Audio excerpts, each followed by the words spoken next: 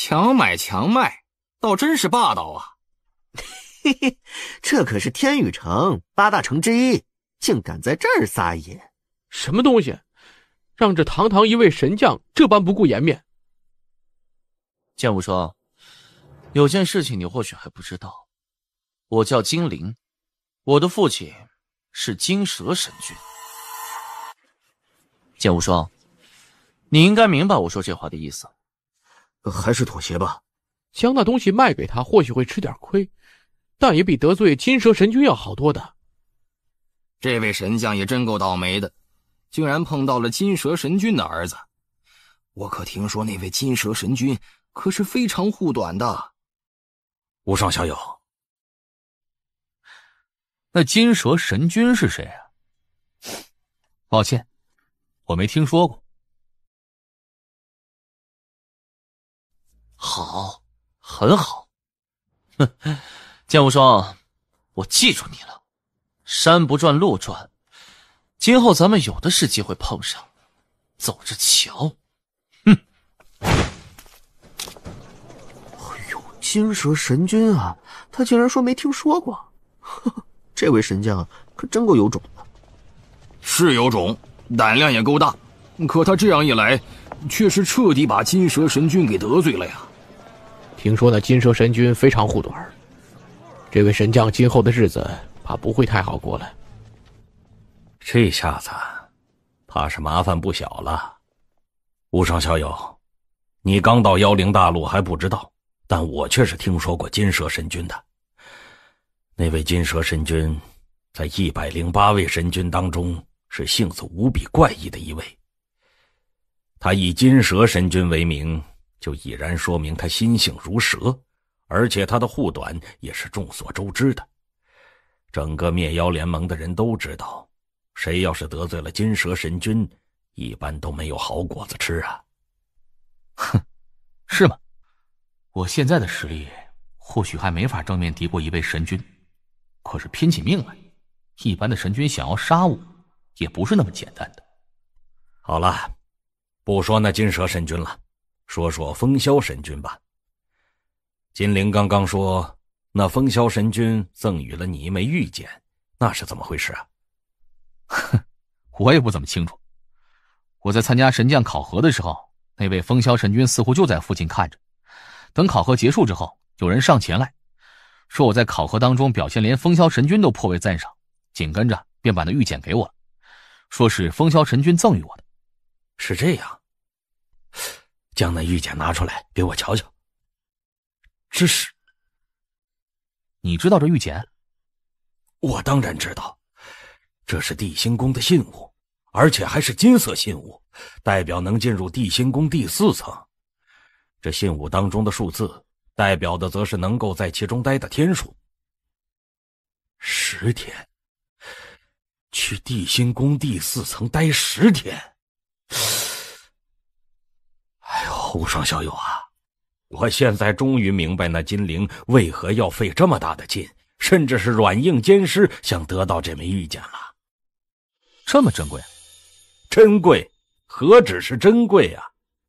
无双小友，我这么跟你说吧，这枚信物足以让灭妖联盟内无数的神将都为之疯狂。别说是10天了，那就算是1天，也足以让无数神将们争个头破血流。而且不只是神将，就算是对那些神君而言，这玉简也是非常珍贵啊。像金陵的父亲金蛇神君，他虽然是108神君之一，可是纵然是他，起码也得花费数十年的时间，方才有可能弄到这样一枚玉简。金蛇神君都得花费数十年才能够得到这样的玉简，那岂不是说这玉简对风萧神君而言也很重要？当然，风萧神君虽然是顶尖神君，实力比金蛇神君要强上不少，但纵然是他想要弄到这样一枚玉简，也并不容易。真没想到他会将这枚玉简送给你，这简直就是天上掉馅饼啊！青华，你刚刚说这玉简跟那地心宫有关，地心宫是什么呀？地心宫是圣地最大的一处机缘之地，你也无需多问，我们现在便出发前往圣地，等到了那儿，你自然就明白了，同时也会真正明白这玉简的价值了。哦，那好，那咱们立即出发去圣地。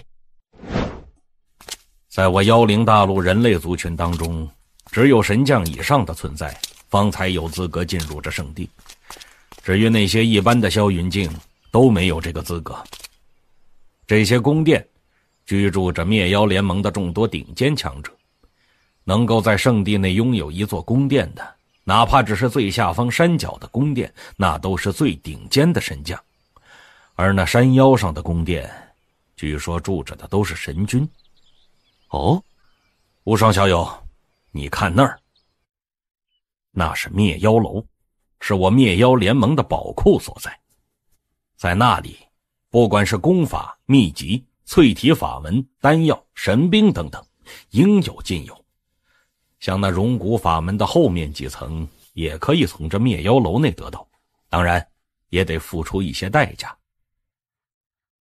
青火，那地心宫呢？别急，马上就到了。那祭坛底下便是地心宫的所在。这里的本源之力似乎要比其他地方都要浓郁不少。察觉到了吗？这还是在地心宫之外，等你真正到了地心宫当中，你便明白这地心宫的用途了。这便是地心宫的神奇之处吗？地心宫是圣地最大的机缘之处，这里边的本源之力远比外面要浓郁得多。之所以会如此，那是因为这地心宫的最底层是我人类族群那件至高无上的圣物之所在。圣物？那圣物我也不知道是什么，我只知道我们人类族群在妖兽的逼迫之下，之所以能够勉强占据着接近1成的疆域，最大的原因便是因为咱们有这件圣物的存在。若是没有这件圣物，我们人类族群早就被妖兽彻底灭掉了。就是因为那件圣物的存在，才造就了地心宫的奇妙。这地心宫一共有5层，越到下面的层次，本源之力也就越浓郁。你现在所在的仅仅只是地心宫的第1层，本源之力的浓度仅仅是外面的2倍。可你若进入地心宫的第2层，那本源之力的浓郁程度起码是外界的10倍。以此类推，那第3层、第4层的本源之力便会更加浓郁。难怪这地心宫会被称为圣地最大的机缘之地了。在这里修炼参悟本源，显然要比外界快得多。对，就是这样。不过想要在地心宫修炼，也需要一定的权限。像这第1层倒还没什么，但凡是灭妖联盟的神将都可以进入这第1层当中修炼。可是从第2层开始，那便需要权限了。什么权限？杀妖兽，夺取妖兽的妖丹。我人类族群跟妖兽是不死不休的死敌，灭妖联盟之所以存在，便是为了能够跟妖兽抗衡。而想要在这地心宫2层以下去修炼，那就得对人类族群有贡献，去杀妖兽，夺取妖兽的妖丹。像地心宫的第2层，想要在其中待上1天，就得需要一枚6阶妖兽的妖丹。其实不仅是这地心宫，这圣地之内还有其他几个地方，甚至包括那灭妖楼的众多宝物，都无法靠元晶去购买，需要的都是妖兽的妖丹。地心宫的第2层虽然进入的条件苛刻了些，但我灭妖联盟的一些神将们偶尔也会进入其中修炼一段时间。可是那第3层，的本源之力的浓郁程度比第2层还要高得多，进入的条件也更大。一般情况下，能够去地心宫第3层修炼的都是神君，而且就算是这些神君，也无法奢侈的一直待在第3层里边，也只能是偶尔进去修炼罢了。至于那第4层，进入第4层的条件那就更加苛刻了。灭妖联盟108位神君呐，这些神君一般也是每隔几年才会去第4层修炼个1-2天。想要在第4层修炼10天的话，纵然是他们也得经过数年甚至数十年的积累去猎杀妖兽才有资格。哎呀，无双小友啊，那风萧神君给你的信物便是通往地心宫第4层的信物，你凭借着这玉简可以去第4层待上10天的时间。10天呐！我只能说你的运气真是好的逆天了。风萧神君倒是给了我一个好东西。无双小友，我便在这儿等你，10天的时间不长，你可得好好珍惜了。那当然了。好浓郁啊，这里的本源之力比之外界起码要浓郁过100倍，甚至还不止。这种感觉真是太美妙，我只有10天时间，机会难得，一刻都不能耽误。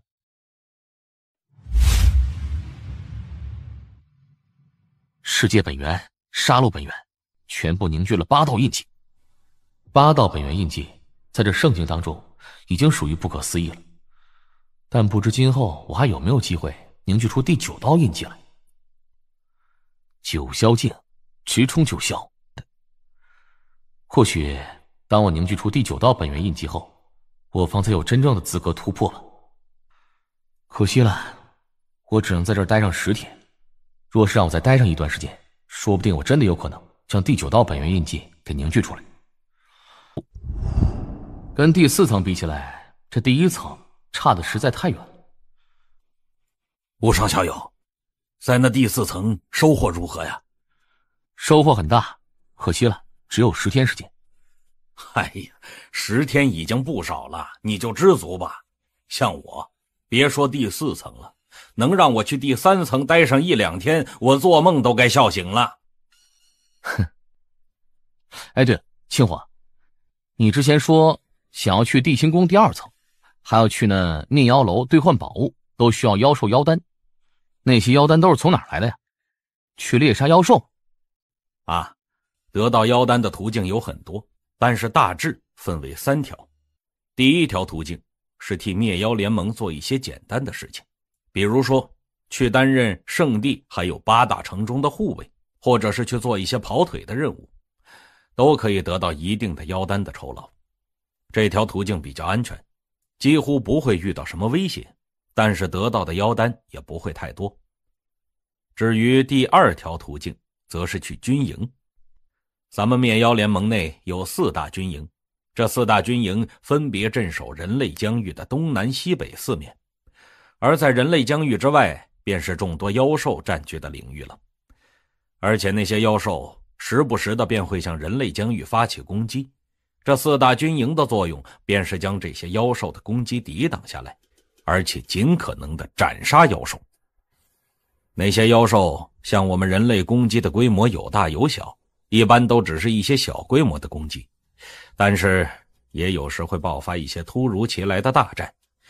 每次大战，我们人类族群都会拼命去抵抗，陨落的强者都会有很多。当然了，得到妖丹的机会也就更多。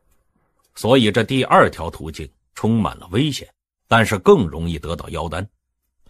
像我之前便是在那军营内待了一段时间，这才凑齐了足够的妖丹，兑换了第5层、第6层的龙骨法门。但那也是因为我实力比较弱的关系。小友，你可是2级神将，你若是像我一样在军营内待上一段时间，得到的妖丹肯定会更多。那第3条途径？这第3条途径便是直接前往妖兽占据的疆域内闯荡，大肆杀戮妖兽。不过妖兽占据的疆域无比广袤，强大的妖兽数不胜数。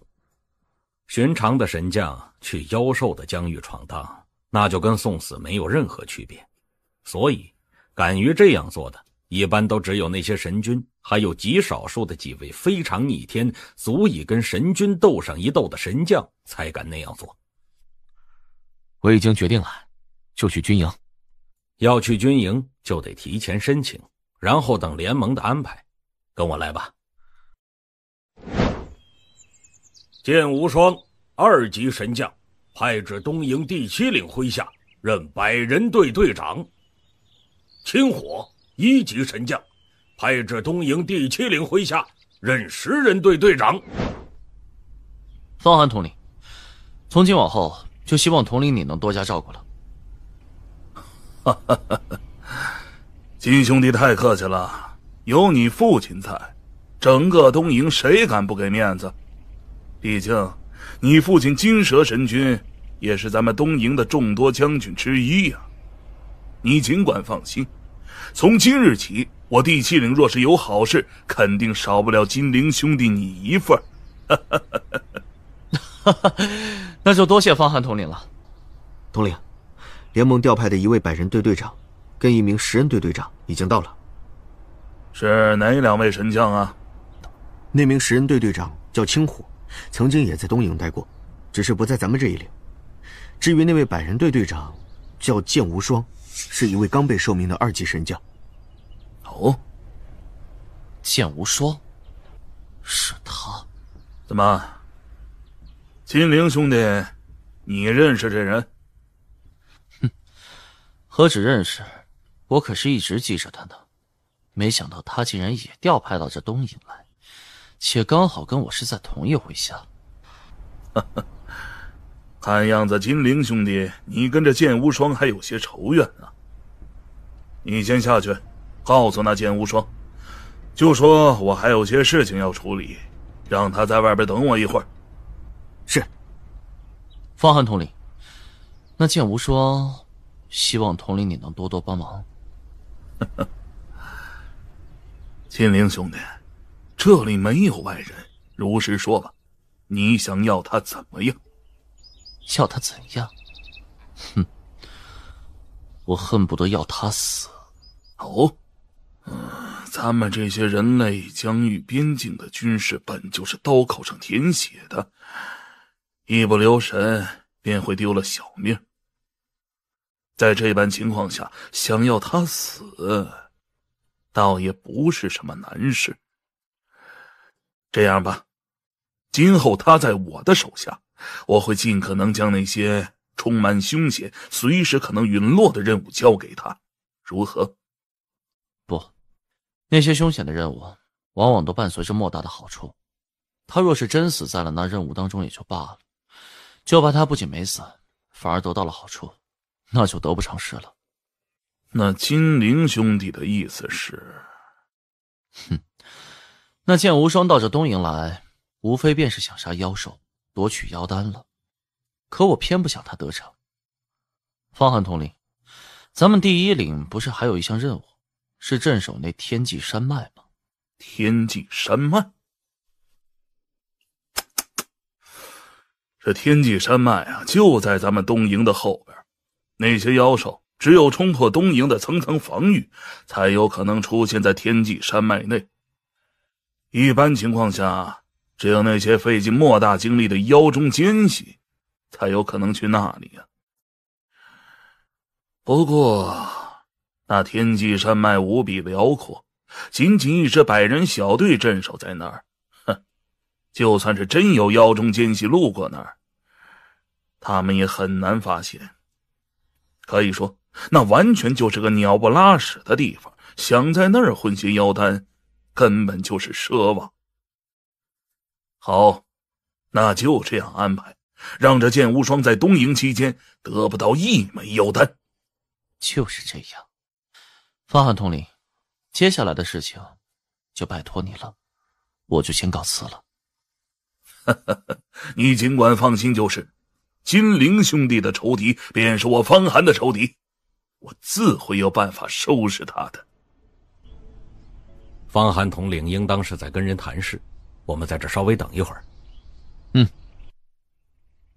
金陵，没想到咱们在这儿会碰上他，看样子他也是在这第7领麾下，以他2级神将的实力，在这第7领应当也是一位百人队队长。还真是冤家路窄啊。方寒统领，统领，你就是剑无双。从今日开始，你便是本统领麾下第10百人队的队长了。既然在我麾下，那就得听从我的命令，可曾明白？是。很好，我这里有个任务，就由第10百人队去吧。什么任务？镇守天际山脉。命令很快便会传达下去，先去你的百人队任职，今天就去那儿吧。青火，怎么了？无双小友，我们这次可真不走运呢。刚到军营就被派去镇守天际山脉。镇守天际山脉有什么不好的吗？你第一次来到东营，有所不知啊。那天际山脉是在东营的后边，那里不属于前线，是很少有机会跟妖兽交手的，最起码不会有妖兽光明正大的来袭杀。毕竟有整个东营挡在前面，那些妖兽想要冲破东营的层层防御，出现在天际山脉之内，几乎是不可能的。真要是这样，那就说明整个东营都已经被妖兽击溃了。哦，既然如此，那还需要镇守天际山脉做什么呀？那是为了防范妖兽奸细。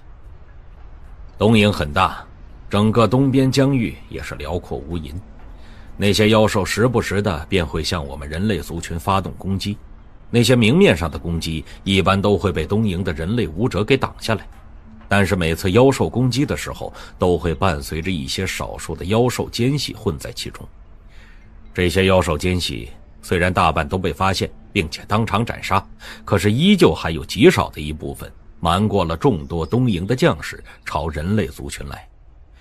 而天际山脉以及周边辽阔的疆域都会有一些百人队去镇守，目的就是为了尽可能的将这些妖兽奸细当场斩杀。不过这些妖兽奸细无孔不入，需要防范的地方太多太多了。东营需要应付明面上的那些妖兽攻击，根本无法派遣太多的人去镇守这些地方，所以也就导致这些瞒过东营的妖兽奸细成功的混入了人类疆域，只有极少数的妖兽奸细是被我们发现并且斩杀的。是这样。像那天际山脉无比辽阔，绵延数百万里，可是东营就只能派遣咱们这一支百人队去镇守那里。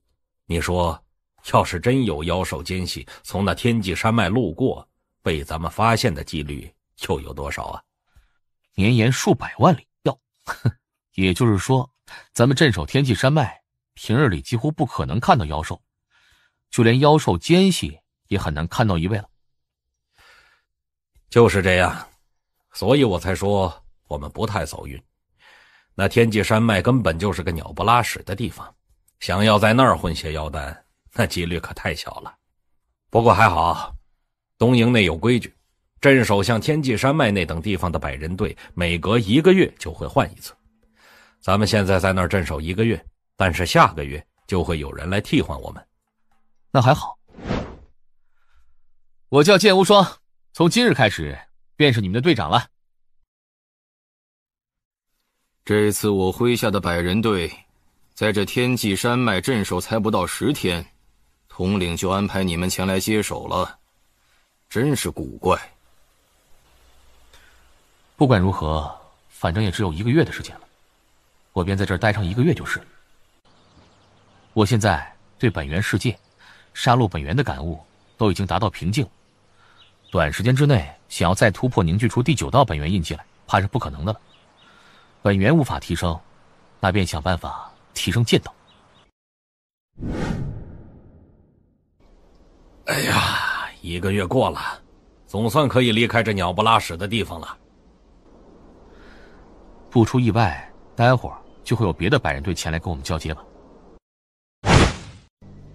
统领大人有命，因为前几日跟妖兽厮杀，其他几支小队都有不小损失，人手不足，所以这个月天际山脉不轮换，让你们第10百人小队继续镇守这里。怎么这样？不换了？怎么会？东营的规矩，像咱们这些镇守后方的百人队，每1个月便会轮换一次，怎么可能会不换？人手不足？哼，什么狗屁人手不足！这鸟不拉屎的地方，根本没有机会跟妖兽交手。那些人手不足的百人队来到这里镇守，那不是刚刚好吗？依我看，分明是那方寒在故意整我们，而且这件事很可能跟那金陵有关。要不然咱们才刚到东营，怎么就那么不走运，被直接派到这天际山脉了？而且上个月镇守在这里的那支小队，在这里镇守都不足10天。金陵倒还真有这个可能。无双兄弟，你打算怎么办？再等1个月，现在还没法确定那方寒是否真的在针对我。这1个月我忍了，若是下个月还不轮换，那好，就再等上1个月。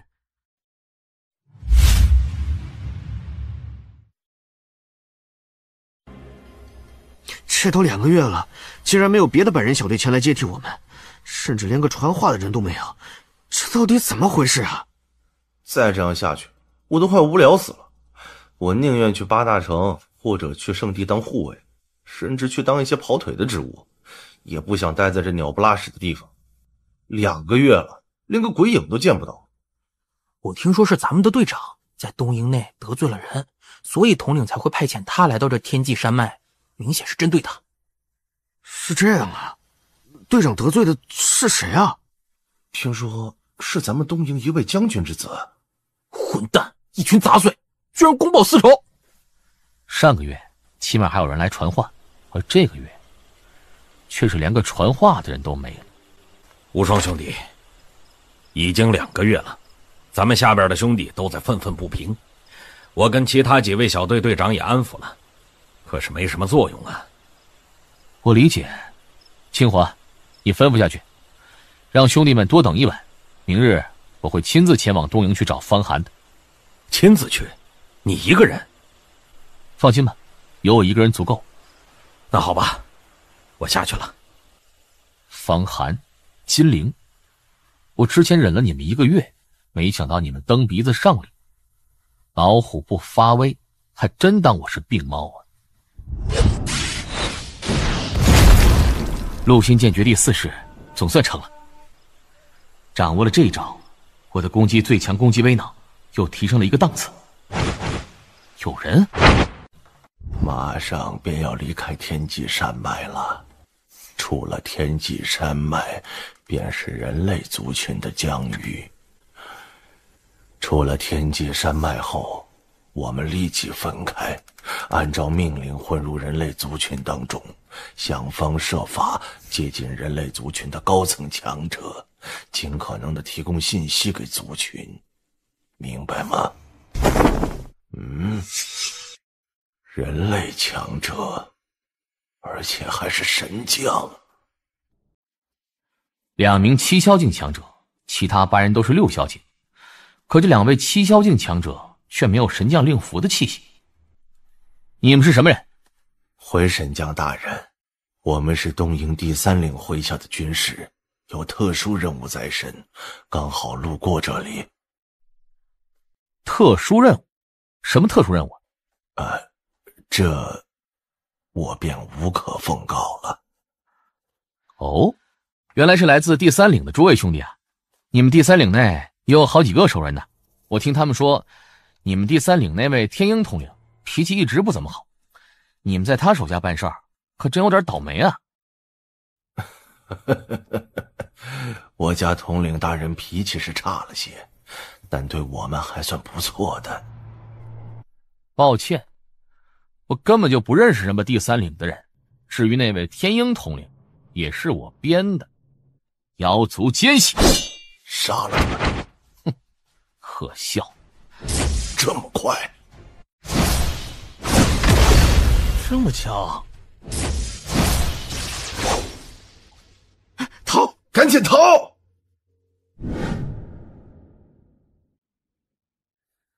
以我现在的实力，一施展领域，杀一般神将层次的强者，倒的确很轻松。无双兄弟，你没事吧？没事，去看看这些人是否是妖族奸细。是，队长，这10人全部都是。哦，这么多妖兽奸细，足足有10位，而且最弱的都是6霄境的妖兽奸细，甚至还有2名神将层次的妖兽奸细，这得值多少妖丹呢？这天际山脉如此荒凉的地方，面积又这般辽阔，一般情况下咱们在这是很难碰到妖兽奸细的，更别说是一次碰到足足10个人的妖兽奸细小队了。无双兄弟，不得不说你这运气可真够好的。将这些妖族奸细的尸体收拾一下，明日我带这些尸体一同去东营，去找那方寒要个说法，顺便把这些妖族奸细换成内丹，拿过来给大家分一下。好。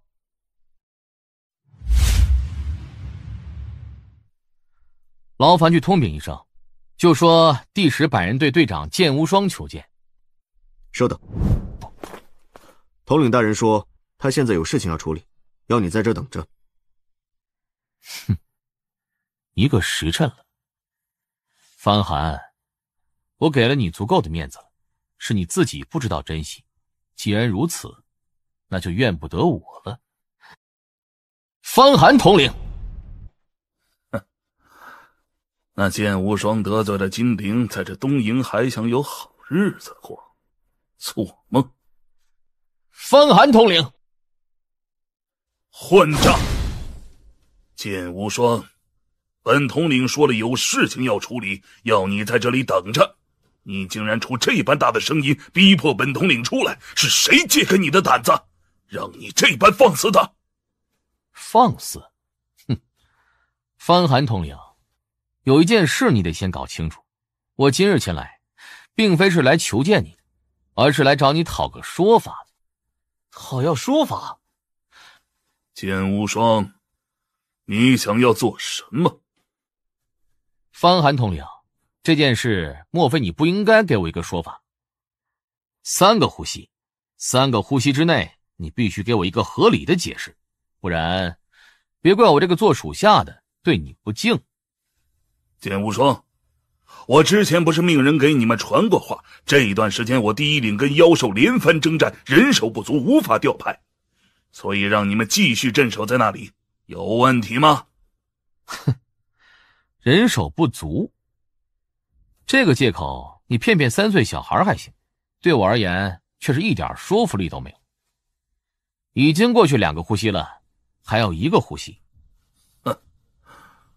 纵然没有任何原因，我是第一领的统领，我让你去镇守天际山脉，你就得去，你又能奈我何？3个呼吸已经到，动手了！他竟然直接动手！一个百人队队长对统领出手，好大的胆子！他疯了！当真好打呢！一个连妖兽都不曾真正接触过，根本没经历过历练的小辈儿也敢对我出手，还真是不知死活呀！东营的统领一般都是顶尖的2级神将战力，想要对付他，我也得展露出一些手段才行。好刺眼！这一剑，这小子，他这一剑的威能竟然这般强悍，怎么可能？他一个连妖兽都不曾接触过，没怎么历练的小辈，实力怎会强成这样？给我趴下！哼，滚！这里在做什么？将军，怎么回事？将军，请属下做主啊！怎么回事？将军，是他，是这个叫剑无双的人，他是麾下百人队的队长，是我的属下。可刚刚他却差一点杀了我，他要造反。哼，造反？这帽子扣的可够大的。造反？回将军，我是2个月前刚到东营的，任职第10百人队的队长，可刚到这儿，便被这方寒派去镇守天际山脉了。这一镇守便是2个月。按照东营的规矩，像天际山脉那样的地方，采用的都是轮换制，每隔1个月便会换一支百人队伍镇守。上个月，这方寒令来人传话，说他麾下的各百人队因为跟妖兽厮杀导致人手不足，所以让我们继续在这儿镇守着。而到了这个月，更是连个来传话的人都没有了。我这才前来跟这方寒讨要个说法。讨要说法就是你这样讨要的？闭嘴！难怪会闹起来。那天际山脉平日里几乎不会碰到任何妖兽，很难有赚取妖丹的机会，但又不得不防。东营就是知道这一点，才规定镇守后方疆域的百人队每隔1个月便会轮换一次。你倒好，让你麾下的百人队去镇守了2个月，且若是这剑无双没有亲自到这里来闹的话，你恐怕还会让他的小队在那天际山脉继续镇守下去吧？别以为我不知道你心底的算盘。你身为统领，这般刁难自己的属下，谁会服你？更何况你这位属下比你都要强。好了，这件事情就此作罢，立即安排别的百人队去天际山脉。至于你所受的伤，就当是你违背东营规矩的惩戒吧。怎么这样？你要做什么？方寒统领啊，看样子今日之事吃亏的是你吧？方寒，我知道是有人授意让你处处针对我的，那人身份特殊，你不敢得罪他，这很正常。不过在你想要针对我之前，却得搞清楚自己到底有几斤几两。我看你是统领，这再给你留几分颜面的，可你也别太过分了。兔子急了还咬人呢，更何况我这只兔子比你更加强壮。我会立即安排人去接手天际山脉。哼，算你识相。你让我出面，自己却待在这里。风萧啊，这小家伙跟你是什么关系？我跟这剑无双只能算是见过一面吧，不过他潜力不小，刚从部落出来，具备顶尖2级战神战力，且肉身力量无比强横。最重要的是他的剑道非同一般。我刚掌握的那招剑式，之所以能够这么快掌握，就是因为受到这剑无双剑术的触动。什么？相比起当初在参加神将考核时，他的实力明显又提升了，而且是大幅度提升。有这般潜力，我自然向着他。更何况这件事情本就是那方寒有错在先。好了，不说他们了，我们还是赶紧去见清月店主吧。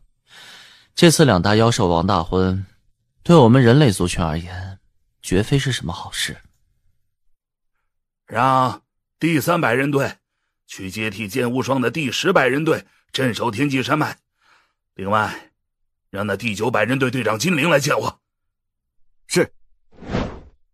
方寒统领，听说今日那剑无双来找你了。剑无双让你得罪我，今后有你好果子吃的。方寒统领，你这是……还不是因为你。金陵，从今天开始，你跟那剑无双之间的事儿我不会再掺和。你想要找他的麻烦的话，便自己去动手，我是懒得管了。我明白了。下去吧。这方寒竟给我脸色看，到底怎么回事？这方寒之前明明答应替我好好对付那剑无双的，怎么现在却忽然变卦了？剑无双跟方寒交手了，而且还将方寒击败了。那方寒的伤是剑无双给弄的。这剑无双跟我一同参加了神将考核，这才多久，他竟然都足以击败东营统领了。这进步速度是地心宫第4层，对，他肯定是用了风萧神君给他的御剑，去地心宫第4层修炼的10天时间，否则实力不可能进步这么快。混蛋，那御剑应当是给我的，那剑无双真该死。方寒已经靠不住了，看来想要对付这剑无双，只能再想点别的法子了。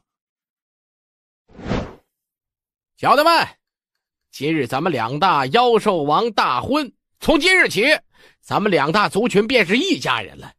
那古晴大人说了，今日是咱们2大族群的狂欢日，大家可以尽情的杀戮。小的们，还等什么？跟我一同去人类疆域走上一遭。快开启大阵！传讯！妖兽来袭！妖兽来袭！无双兄弟，怎么样了？哼，放心吧，马上就会有别的百人队前来替换我们了。真的？太好了！青火，这是我昨日杀的那批妖族奸细兑换的一部分妖丹，你拿去给诸位兄弟分一分吧。哎，无双兄弟，你这是……这些兄弟是因为我的关系，才会在这里白白待了2个月时间的，我自然不能亏待他们。啊，好。无双兄弟，这天际山脉就交给我们小队吧。哼，有劳了。我们就只待1个月时间而已，比你们可要幸运多了。不过，无双兄弟你也够霸气，竟直接将那方寒打得没脾气了。要我说啊，无双兄弟你的实力比那方寒明显要强得多。咱们这第7岭的统领，其实应该由你来做。紧急传讯！妖兽大军来袭，东营所属，火速前往天火平原支援！所有人，火速赶往天火平原！原本还想安安心心在这天际山脉休息1个月时间的，可现在看来，怕是没有机会了。兄弟们，赚取妖丹的机会来了！第10百人队所属，走，上妖兽去。第3百人队，跟我走。太多了，这妖兽数量太多了。该死，偏偏这个时候碰到妖兽大军袭杀。这到底怎么回事？怎么一下有这么多妖兽前来冲击？如此数量的妖兽一同冲击，这在整个人类族群的历史上都不多见啊。听说是2大妖兽王大婚，这才命令麾下妖兽族群疯狂朝我人类族群杀来的。报！大阵第17号区域出现火口。传令，第4岭立即出动，前往17号区域镇守，将进入大阵内的所有妖兽全部斩杀。是。报！大阵第8号区域出现大型火口，已经有过数百名妖兽杀入大阵之内。第1岭、第3岭立即出动，守住那火口，将进入大阵的妖兽全部斩杀。遵命。报！传令下去。报！第9号区域出现火口。传令，第7岭立即出动，守住那第9号区域的火口。跟我走，将这群妖兽全部杀死。人类，杀光这群人类！杀！这可都是妖丹呐！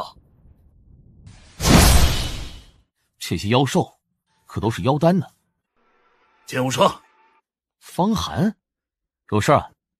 剑无双，我跟你之前是有些矛盾，但这只是私人恩怨。现在这妖兽冲击事关重大，我希望你能暂且放下之前那些事，听从我的吩咐，应付这场大战。哦，你是统领，只要你的命令公正，没有公报私仇，我自然会听从的。那就好。我知道你拥有一种领域类手段，颇为奇妙，威能也异常强横。现在我第7岭跟这群妖兽厮杀，虽然占据绝对上风，但并未形成碾压之势，而你的领域对整个战场影响应当不小，施展开来吧。可以，领域压迫。这是……都愣着做什么呀？赶紧动手杀！哈哈哈！兄弟们，给我杀！杀光他们，将这些妖兽全部杀死！先将那火口守住，别让其他妖兽再进来。杀妖兽，夺妖丹！求援！求援！14号区域出现大型活口，已经有数千头妖兽涌了进来，我们要扛不住了。14号区域是第6连负责镇守的地方，距离我们并不远。第800人队守住这活口，其他人跟着我去支援周边其他战场。这么多妖兽，金无双，靠你了。交给我。杀！哈哈，兄弟们，咱们的援军来了！杀！杀光这群妖兽杂碎！好厉害！这是哪位队长？好强的实力！天哪，3剑便斩杀1头8阶妖兽！哈哈，这是我第1000人队的队长剑无双，是我们队长。看到了吗？这是我们的队长。那领域类手段也是我们队长施展出来的。这家伙，小的们，给我杀！杀的越多越好！大人，人类阵营的第14号区域被我方冲击出一个大型豁口，我方已有数千族人冲入了那大阵之内，原本可以让更多族人冲入大阵之内的，结果人类阵营的援军赶到，将我族的攻势给抵挡下来了。哦，那豁口有多大？足以同时容纳2位族人进去。这么大的豁口，只需半个时辰都足以有如上万妖兽了。我，大人，带着你的族人，立即赶往人类阵营的第14号区域，将那些人类击退，让更多的妖兽进入人类疆域之内。是。接下来只要想办法将那大型豁口堵住便是。不好，是妖兽援军！糟了，麻烦大了！不，完了！快去救啊！第1000人队，跟我上！无双兄弟，我们一起联手把他们救出来。好，冲出去！精灵，快，与我们联手，一同挡住这群妖兽！联手，逃！快逃！金灵，你在做什么？混账！这个杂碎，狗杂种！剑无双，你不是很厉害吗？我倒要看看，这下你死不死？队长，怎么这样？人家救了我们，我们怎么能不顾他们的安危，只顾自己逃命？队长，逃！这个混蛋！想办法活下来！快去救他们！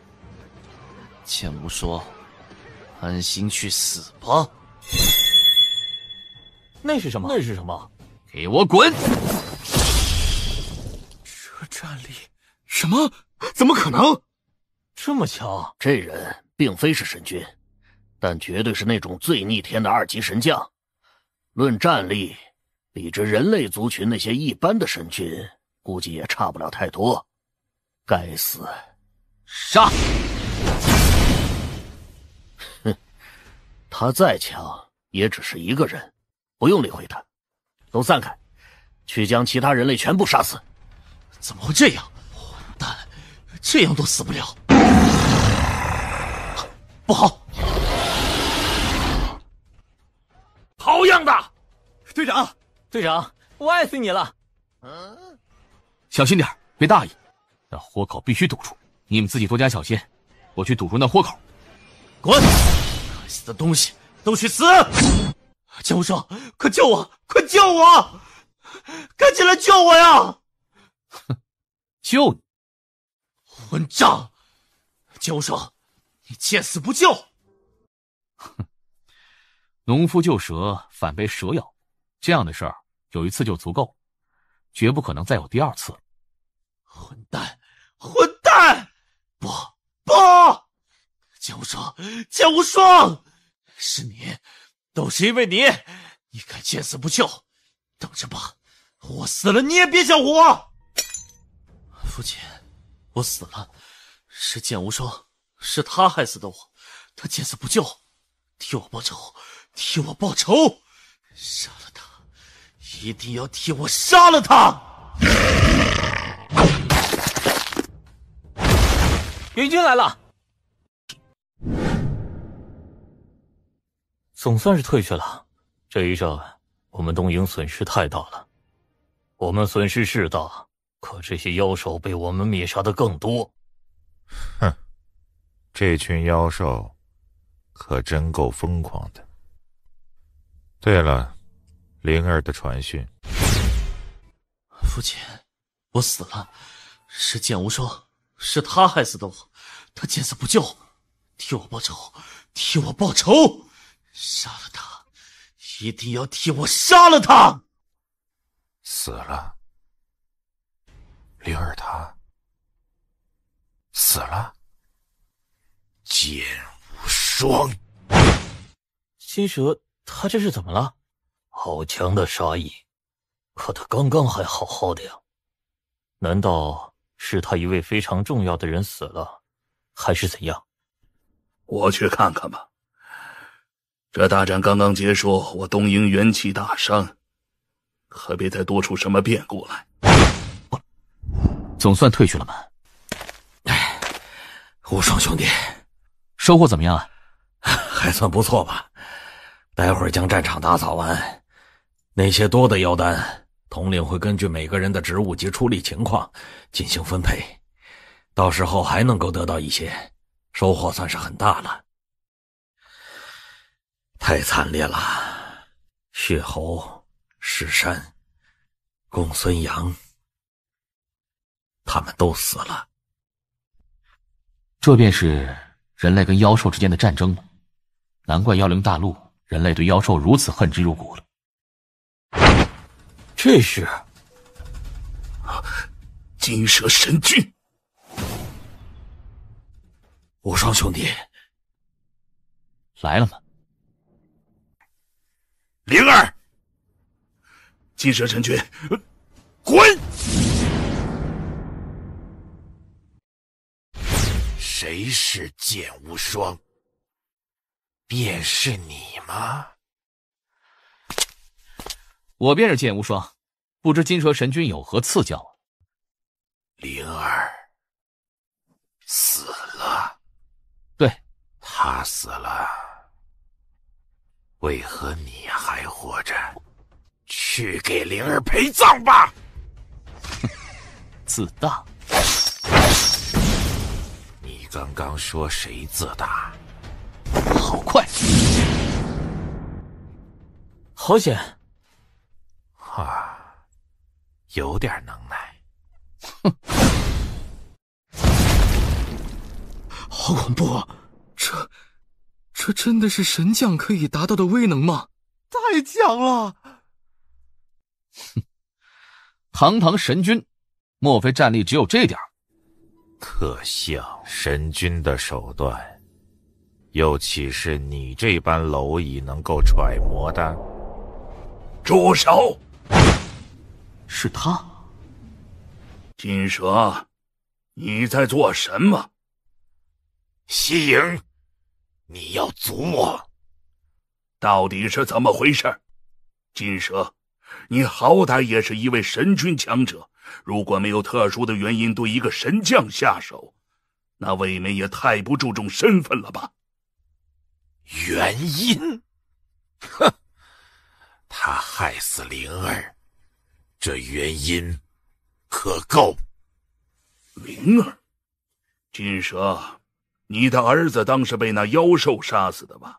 这跟剑无双有什么关系？我说有关系就有关系。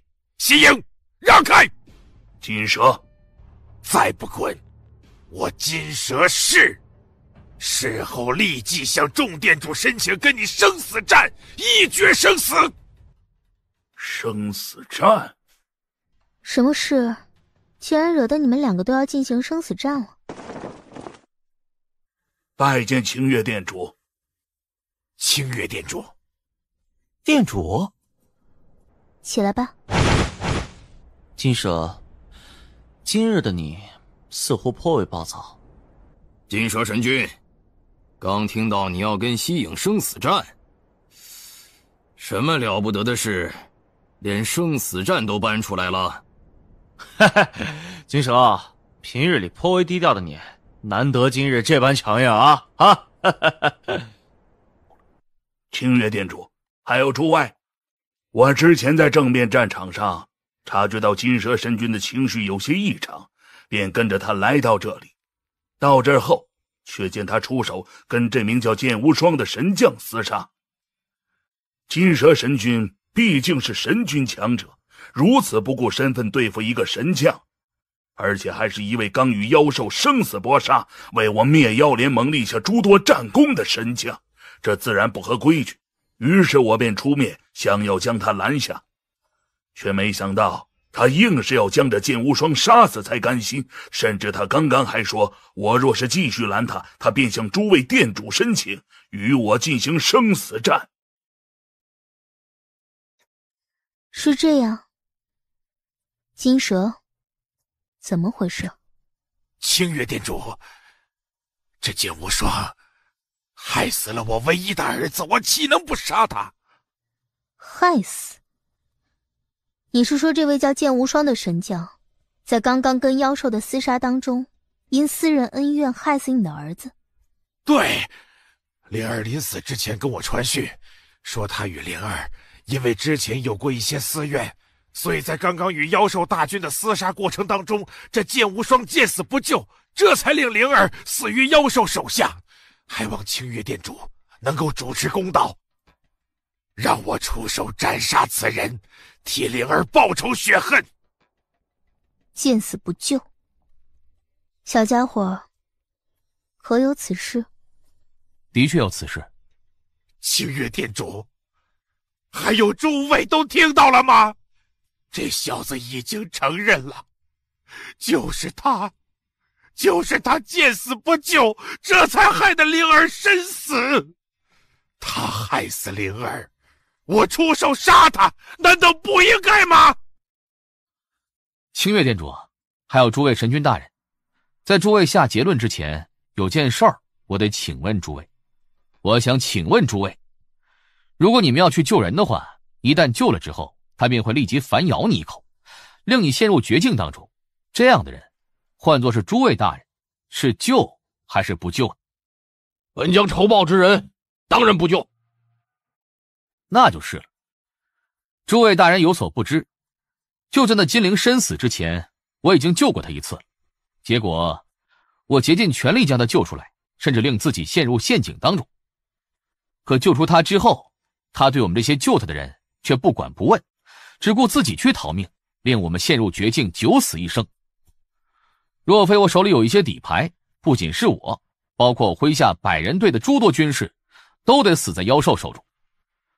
农夫救蛇反被蛇咬，这般自私自利、恩将仇报的小人，我救了他一次，难不成还要救第二次？金蛇神君，你既然说我见死不救，那么我问你，若你换成我，你会再去救他吗？清月店主，还有诸位，我剑无双行得正，坐得端，公是公，私是私，是非分明。我拼尽全力救了那金灵一次，问心无愧。可是结果，我救他之后换来的却是自己陷入绝境。我不是傻子，上了一次当，我绝不会再上第二次当。就算现在金灵再出现在我面前向我求救，我也绝不会再救他。别说是救他，若非是因为有着东瀛的束缚，根本不用妖兽出手，我都会出面将他斩杀的。哼，如果换做我，还想要我救第二次，我不当场斩杀他已经不错了。换做我也不救。傻子才救呢，要我说，这样的人直接杀了都应该。剑无双，你刚刚说的话只是你一人之言，可有人证明你刚刚所说的都是真的？当然有，之前那一幕，我第7领还有第6领的众多军士都看在眼里，他们都能作证。店主，各位神君大人，属下是第7领统领方寒，我可以作证，他所说的一切都是真的。我也可以作证。我们都可以作证。金蛇神君，你若还是不信，大可以询问在场还活着的那些金灵麾下那些军士，他们是金灵的属下，自然不会骗你的。诸位大人，剑无双大人所说都是事实。之前金陵队长跟我们一起陷入妖兽的包围当中，是剑无双大人拼死方才将我等救出来的。可救出来后，金陵队长却下令让我等直接逃窜，令剑无双大人还有他麾下的百人队陷入绝境当中。说起来，金陵队长当时的举动的确有些恩将仇报的味道。金蛇，你听到了，你那宝贝儿子如此行事，还好意思怪人家见死不救？星月店主，灵儿纵然有错在先，但他毕竟是我金蛇的儿子，是我在这世上唯一的亲人。我金蛇活了这么久，为灭妖联盟，为了整个人类族群立下了赫赫功劳。如今我唯一的儿子身死，若不将这剑无双斩杀，我绝不甘心。那你还想如何？我要向众店主申请，跟着剑无双进行生死战，一决生死。生死战？按照灭妖联盟的规矩，我金蛇身为神君，想跟一位2级神将生死战的话，只需经过5位店主同意便可。5位店主而已，我就不信，以我在灭妖联盟内立下的功劳，会请不到5位店主同意这场生死战吗？不，金蛇，你错了。啊？灭妖盟的规矩，若只是一般的2等神将，你要与他生死战的话，的确只需要5位店主同意便可。可这剑无双却不同。不同？有何不同？这剑无双可没有你想象的那般简单，或者说，没你想象当中的那么强。什么意思？金蛇，我实话告诉你吧，你想要跟着剑无双生死战，最起码也得需要半数以上的店主同意才行。33位店主，也就是说，最起码也得有17位店主同意。原因很简单，这剑无双，他还只是一个圣境的小家伙。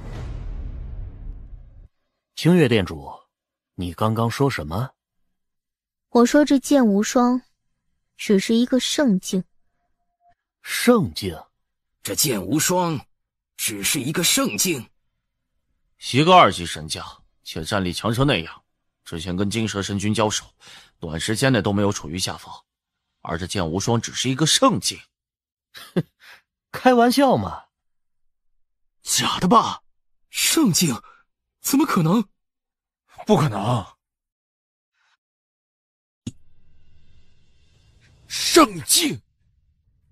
那小子……剑无双，你不会认为你的隐匿法门能够瞒过我吧？好家伙，还真是圣境！还真是。金蛇，你现在明白了。你一个神君与一圣境生死战，层次差距太大了，所以生死战的条件也更加苛刻。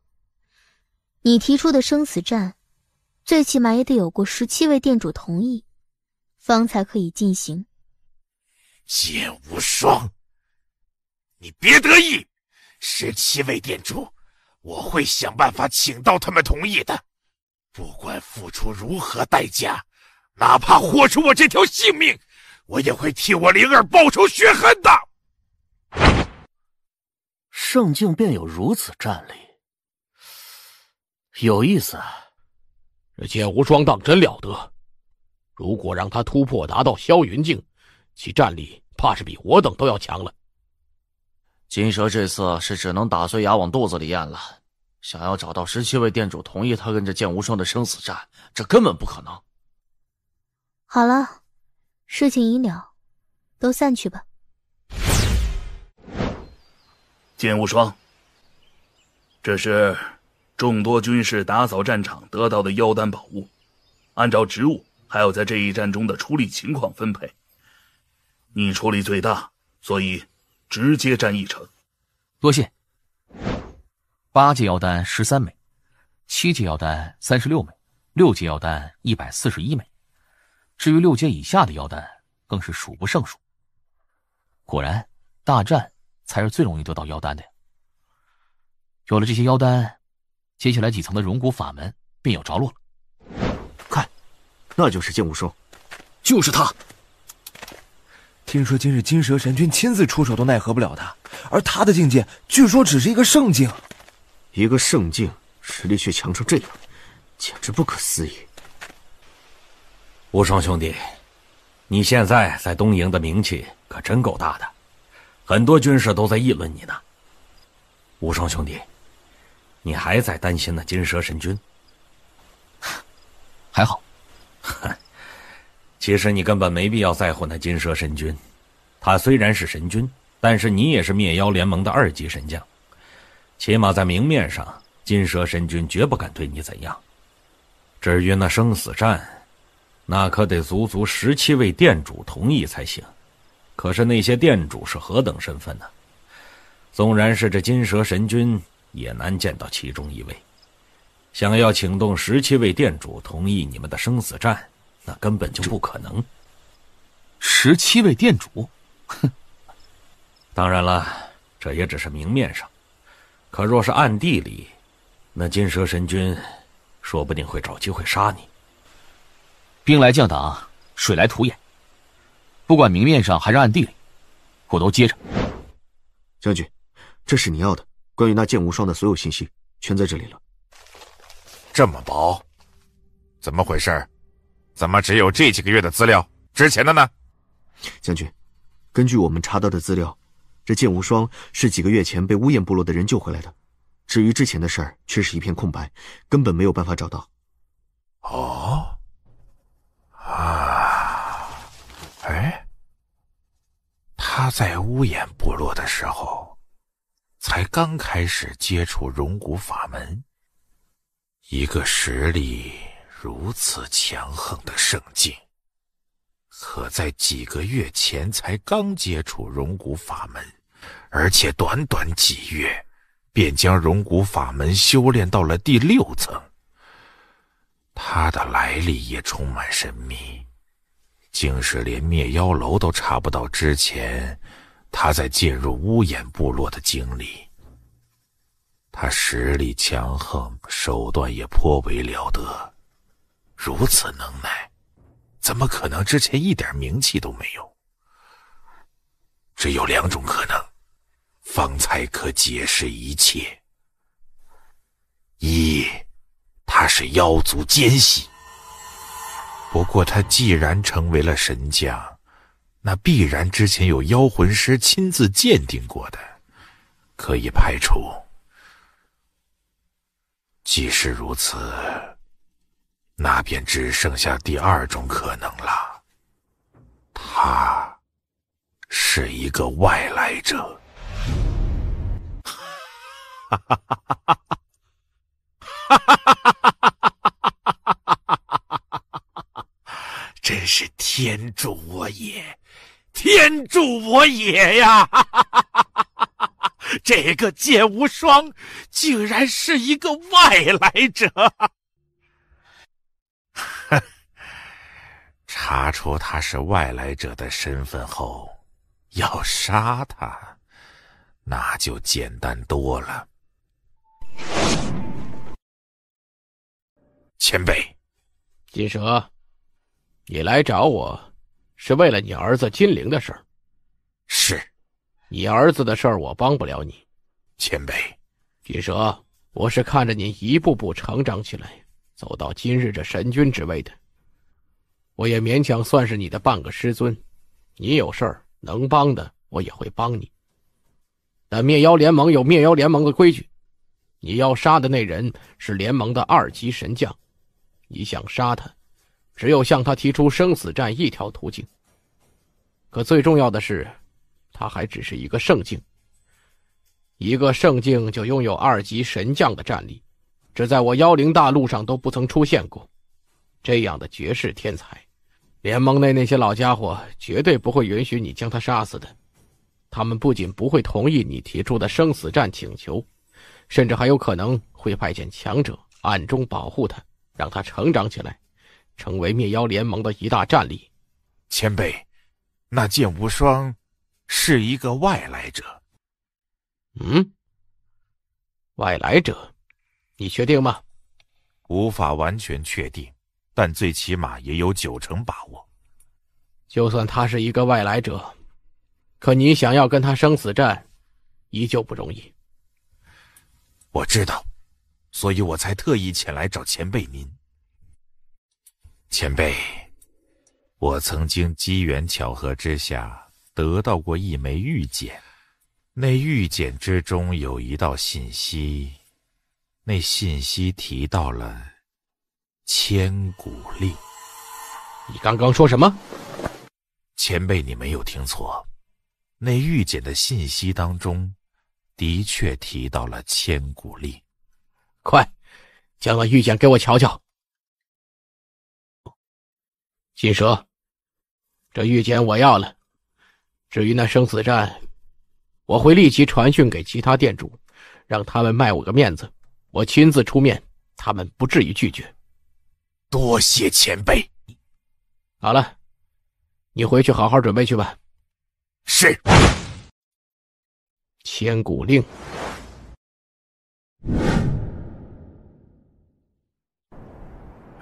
我之前还出面阻止金蛇神君杀剑无双的，可现在竟然安排我来宣布这件事儿。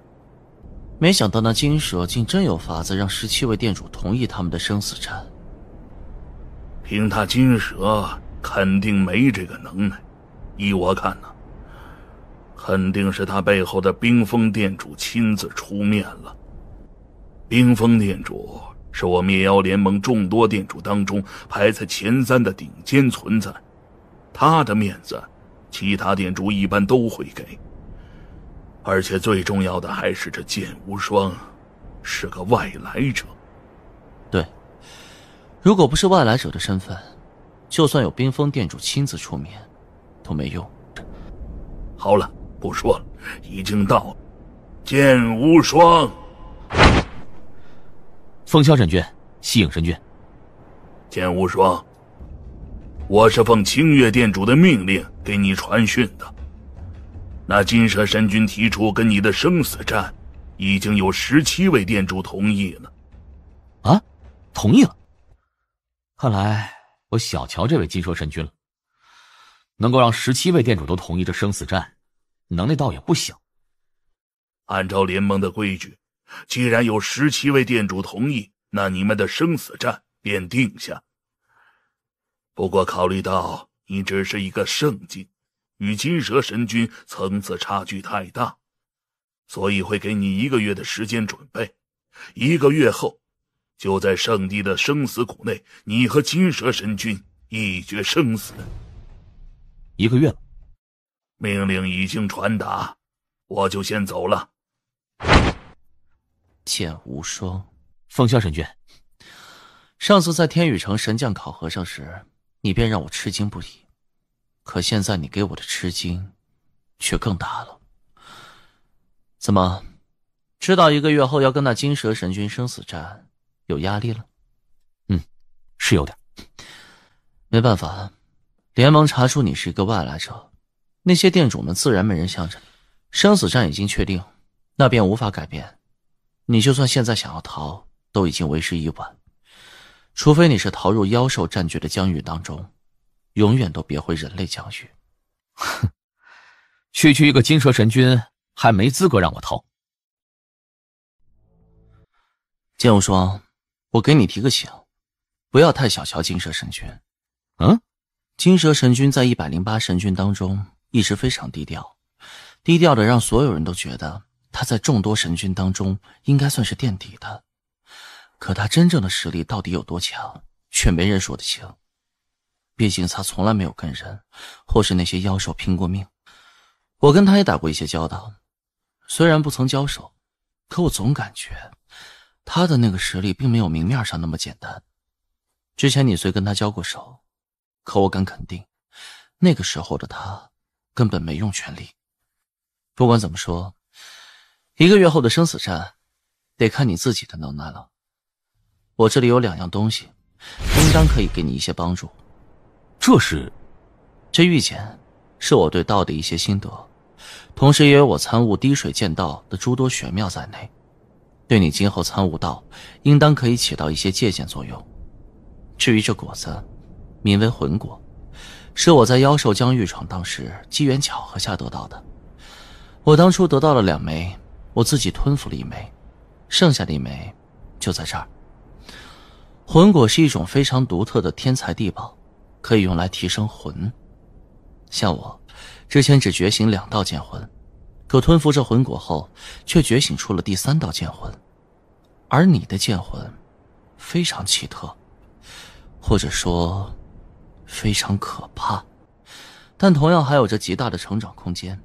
这魂果对你肯定也用得着，拿着吧。若非是当初在神将考核时看到你施展剑术，令我有着不少触动，我一直苦心钻研的那招剑式，还不知道要何时才能够突破。还有剑道上那一直困扰我的瓶颈，也不可能这么快便突破。你帮了我大忙，这些东西算是我赠给你的。多谢了。你还有1个月的时间，去好好准备吧，希望你能够安然度过这一劫。无双兄弟，怎么回事啊？1个月后，我会跟金蛇神君生死战。怎么可能？那金蛇神君怎么可能请到17位店主同意你们的生死战？是金风店主出面，且灭妖联盟也查出我是一个外来者，所以那些店主才同意的。金风店主，青火，我准备离开东瀛。啊，你只有1个月的时间，要好好准备。1个月时间虽然不长，但也不短。这1个月，我必须得想办法，让自己实力更强才行。道原来是这样的。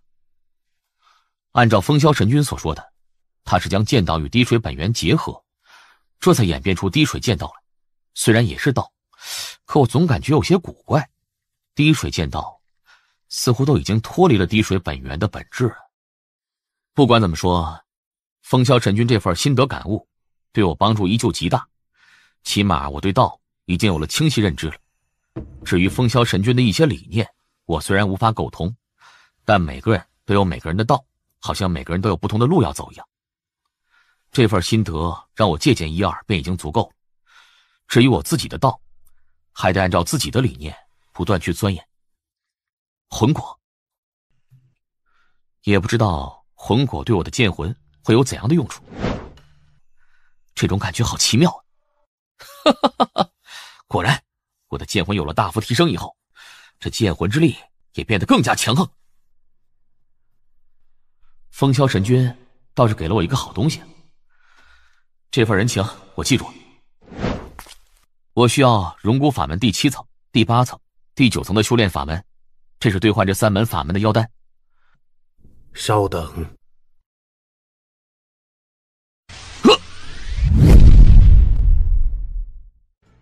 这肉身力量比起我之前来起码要强了4倍。我现在倒是真有些期待与那金蛇神君的生死战。6重楼第1层禁制的999种杀戮玄奥，我已经悟透了998种了，只剩下最后1种了。地景前辈实力滔天，乃是千古界之外的极强者，自然不会骗我。看来这第1重禁制的最后1重杀戮玄奥才是真正的关键。我现在不管是对世界本源还是杀戮本源的感悟都极高，早就远远高出了一般的霄云境层次，甚至我感觉我对本源的感悟已经足够凝聚出第9道本源印记来了。可结果那第9道本源印记却一直不见有丝毫凝聚的迹象。生死战应该要开始了吧？金蛇神君，108神君之一呀。这生死谷平日里虽然也经常看到一些生死战，但大多是神将与神将之间的生死战。至于神君跟神君的生死战，神君层次的强者对整个灭妖联盟来说都是不小的战力，每死掉一个都很可惜。如非万不得已，那些店主们不会同意让2位神君去分出生死来。所以这生死谷几乎很少看到神君的，但今日却看到了一位。可惜跟金蛇神君生死战的另一个人并不是君主，只是一名弱小的圣境，而且还是金蛇神君自己主动提出来的。这位圣境也值得自豪了，竟然能够跟金蛇神君生死战。嗨，要我说啊，分明就是金蛇神君以大欺小，他堂堂一位神君，竟然跟一位圣境生死战，这不明摆着欺负人吗？你说那些店主们也不知道怎么想的，竟然都同意了。听说是那位圣境杀死了金蛇神君的儿子，所以金蛇神君才会提出跟他生死战的。真够热闹的呀。天武，你不是一直在妖兽疆域内闯荡吗？什么时候回来了？徐老头，你这个怪物一直不问世事的，今日竟然也有闲工夫来观看这场生死战呢。风萧，听说你跟那剑无双关系不错。我灭妖盟成立到现在，生死战也举行过无数次了，但一个神君和一个圣境的生死战，这怕还是第一次吧。一个神君对付一个圣境，的确有些过分了。冰封店主，这场生死战可全是拜你所赐啊！我真好奇那金蛇到底付出了什么代价，竟然可以请到你不惜放下架子去求一位店主。据我所知，你跟那金蛇虽然有些关系，但关系还不曾达到你可以为他这般费力的地步吧？金蛇视我为师尊，一直以来对我都毕恭毕敬，我随手帮他一把难道不行吗？哼！再说了，那剑无双虽然天赋无双，但终归只是一个外来者，今后注定是要离开妖灵大陆，而金蛇却会为我灭妖联盟鞠躬尽瘁，我不帮他，难道还帮了剑无双不成吗？你说的倒也没错。看，那剑无双来了。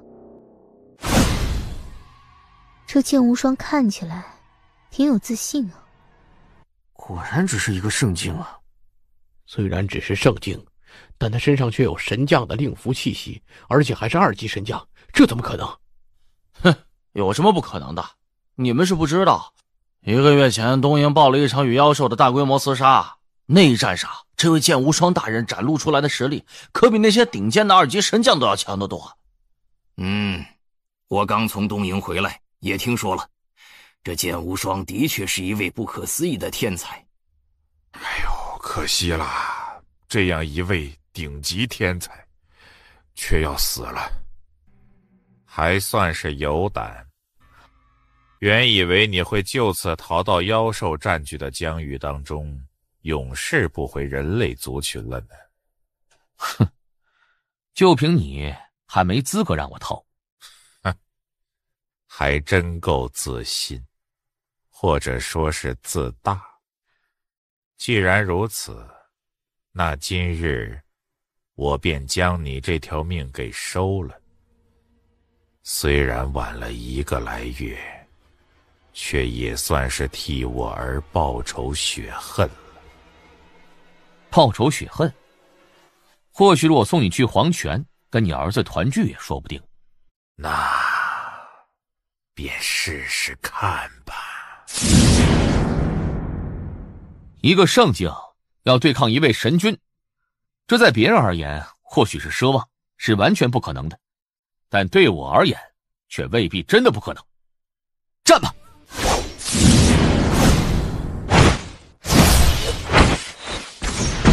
好家伙，这好恐怖的威能啊！这便是神君强者的实力吗？小子，没想到短短1个月的时间，你的实力竟是又进步了，而且进步似乎不小。哼，托你的福，若没有足够的把握，我又岂会真跟你生死战？哼，莫非你现在就有把握了？真是可笑！这速度太快了，2个人都很快。那金蛇神君多快我能够理解，可这剑无双只是一个圣境啊，竟然也快成这样，难以想象，这剑无双的度竟然不比正常的神君弱。是他的肉身，我看得出他的肉身非常强横，迸发出来的速度自然也快。看来金蛇想要击杀这剑无双也并不容易。金蛇神君，把你的全部实力拿出来，不然杀死了你一点意思都没有。如你所愿。金蛇神君是要施展他的绝招了。金蛇的绝招我曾经见他施展过，威能的确不错。这金蛇平日里低调的很，就算跟妖族交手也很少用全力，但这绝招平日里也很难见到。没想到今日为了对付一个圣境，竟是用出来了。那剑无双也算不错了，一个圣境能够逼着金蛇施展出最强绝招，就算是死也值得自豪了。唉，可惜了这个绝世天才。如果他不是外来者，而是出生在我妖灵大陆当中，那他的待遇绝对不同。正面一战吧！修罗秘术黄泉路。剑无双，去死吧！哼，天底下想杀我的人多了，就凭你还不配？怎么可能？不可能！那小子，不可思议！一个圣境最强攻击未能碾压一位货真价实的神君，我已经不知道该说什么了。刚刚是谁说那剑无双死定了的？道的威能的确可怕，远远凌驾于本源之上。而我的肉身强横无比，练成荣枯法门第9层后，单单肉身力量便足以媲美那些2级神将。我的剑魂更是24丈高的最强剑魂，剑魂之力的加持，足以让我的实力发生翻天覆地的变化。我还动用了陆心剑，施展的就是陆心剑诀的第4式，还有修罗秘术，第1重的领域压制，第2重奈何桥对威能的加持。这一重重手段根本不是这金蛇神君能够比拟的。除去道的威能之外，我各个方面都要比这金蛇神君要强，碾压他也正常。若是不能碾压，那才奇怪了。这家伙在刚才那样的冲击当中，这金蛇竟然没怎么受伤。是道，幽影，幽影之道。虽然并非是完整的幽影之道，而是与刀道结合形成的幽影刀道，却依旧非常难得。这金蛇，我一直以为他只领悟了疾风刀道，没想到他竟然在领悟疾风刀道的同时，还领悟了幽影刀道。一人同时领悟2条道，而且对幽影刀道的感悟明显比疾风刀道要强得多。刚刚剑无双的那剑影的冲击，他便是利用幽影刀道避开了，所受到的仅仅只是余波的冲击罢了。以他的肉身强度，自然不至于受伤。这家伙一个人领悟2条道，这是金蛇神君。金蛇神君藏得够深的呀。藏得好深呢。明明对幽影刀道的感悟极强，却一直捏着藏着。这金蛇，或许是有些其他原因吧。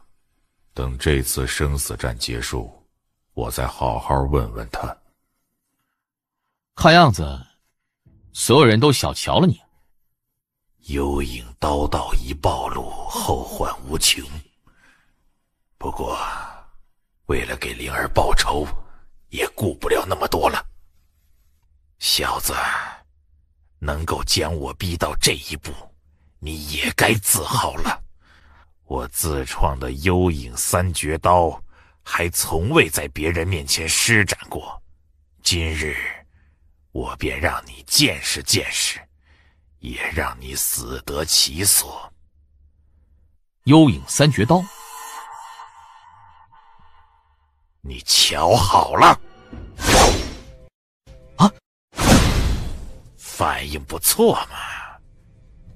不过刚刚那只是第一式，接下来你再试试这第二式。竟然快成这样，第二式便如此，那第三式呢？能够安然挡下我幽影三绝刀的前两式，你的确够了得，不过也到此为止了。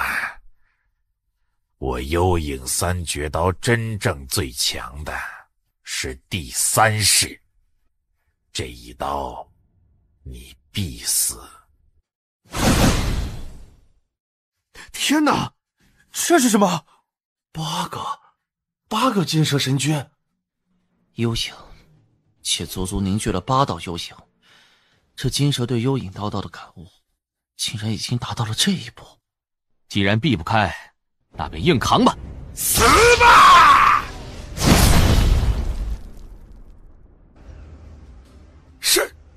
什么？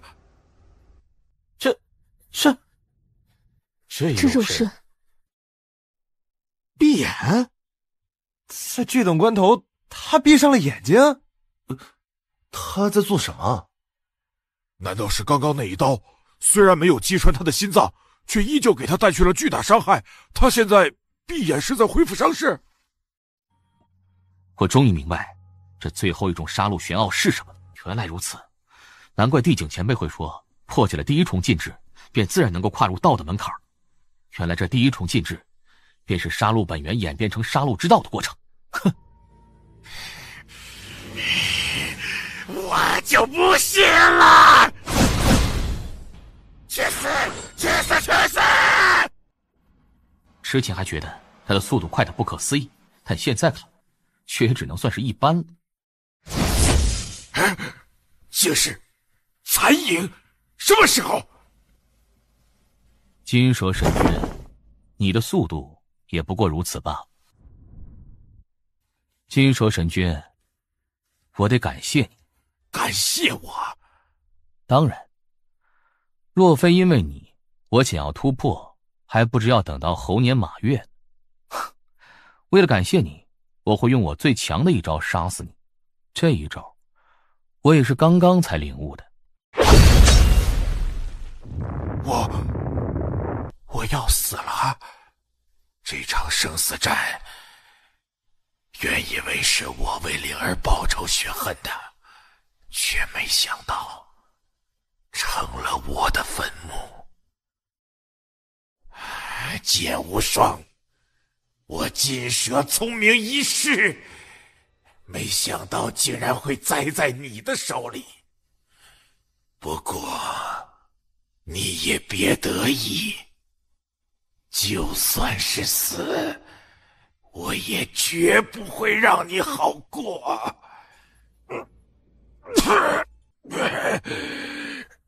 前辈，我手中有一罗盘，那是一件至宝。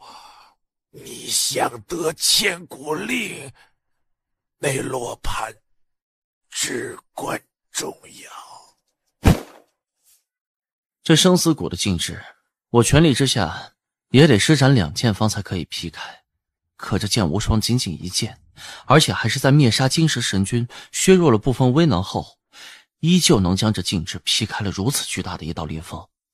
这等攻击威能，纵然是我也自愧不如。如果我没看错，这剑无双是取得了重大突破，实力才提升这么多的。而这种突破是道，他已经跨入道的门槛了。的确是道，而且还是一条十分完美的杀戮大道，跟我们这些用剑道、刀道结合所形成的道，完全就是2种概念。完美的道，杀戮之道，完美的杀戮之道。好家伙，一个圣境不借助剑道，单纯依靠本源演变出了完美的杀戮之道。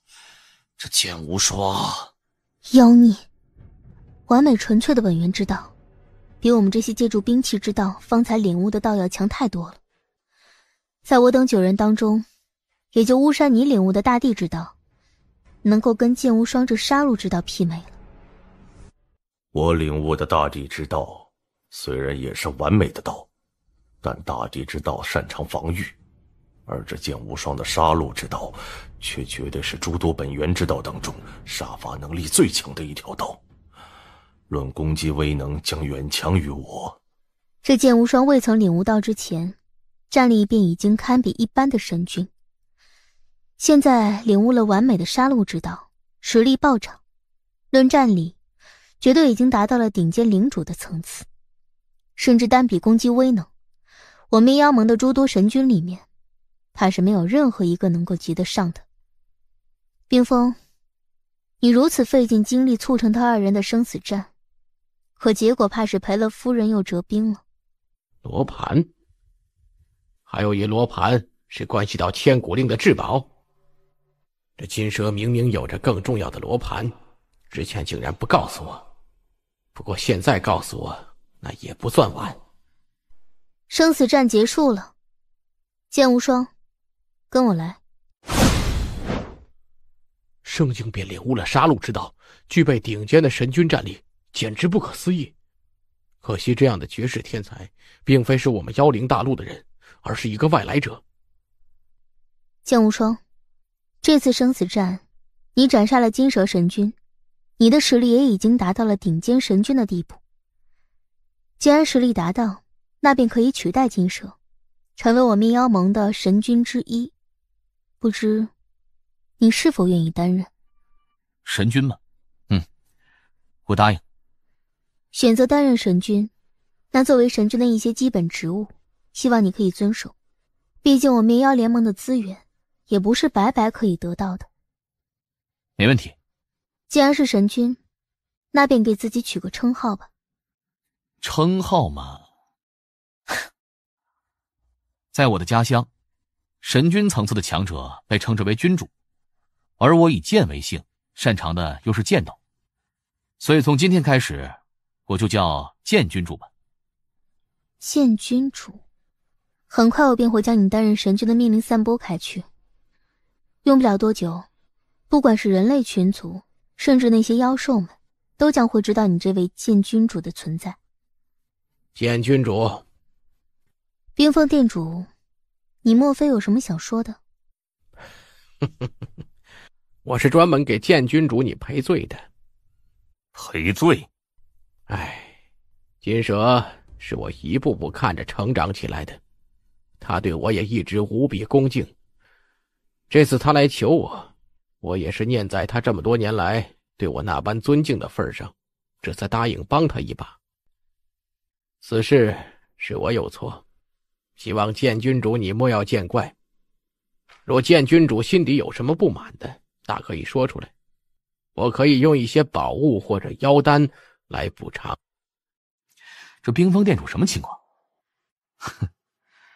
冰封店主客气了，这次之事主要是金蛇神君的原因，跟冰封店主你干系不大，我岂会怪罪？那便多谢剑君主了。诸位店主，要是没有其他事的话，我就先回去了。这冰封店主今日是什么风？哎呦，平日里霸道无比的冰封店主，今日竟然向一个神君主动赔礼，这可不是冰封店主的作风。我感觉这件事情肯定有猫腻。剑君主，不知冰封店主还有何事？的确是有一件小事儿。我倒要瞧瞧这冰封店主的葫芦里到底卖的什么药。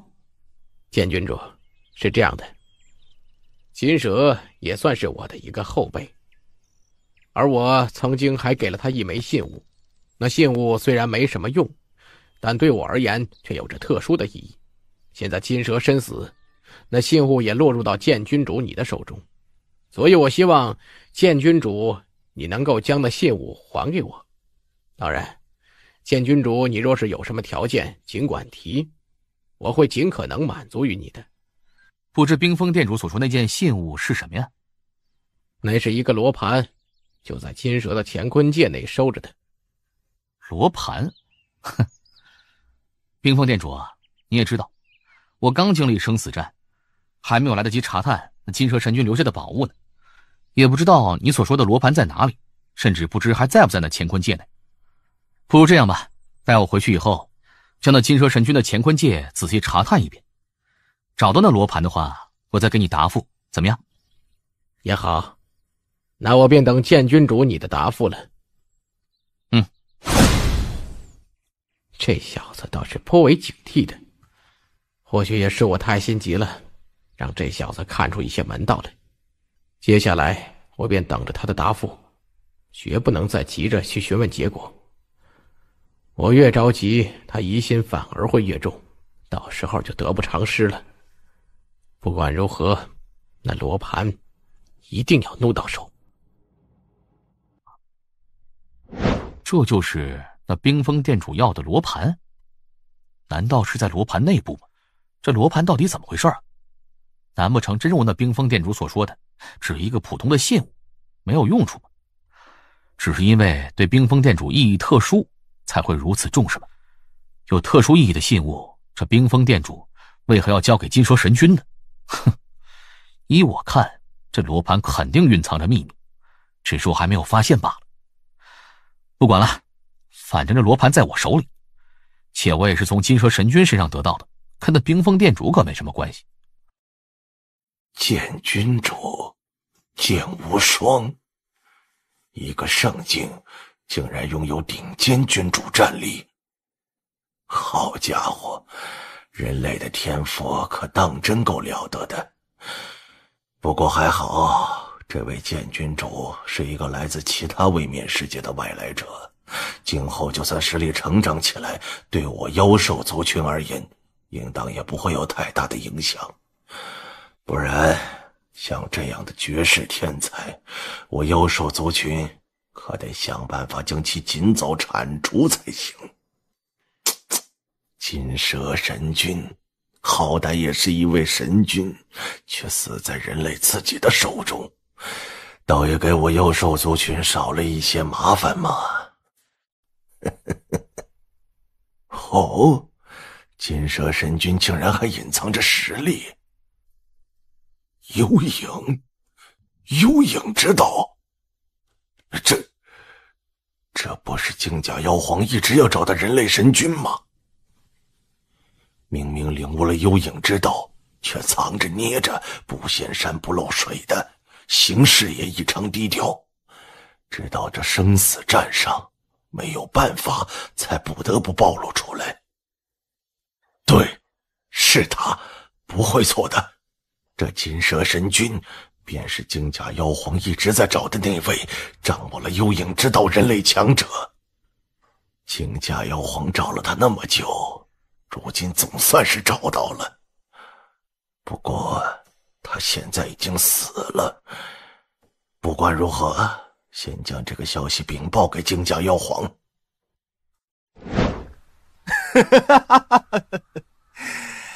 找到了，找了那么多年，总算将那名该死的人类神君给找到了。金蛇神君，竟然是他，一个名不见经传的神君。40年前便是他依靠幽影之道夺了那罗盘。知道本皇在找他，所以这40年他从未在人前展露过幽影之道。哼，藏得够深呢。可惜到了生死关头，也顾不得那么多，只能动用那幽影之道了。而且就算动用了，还是被人杀死，真是可怜。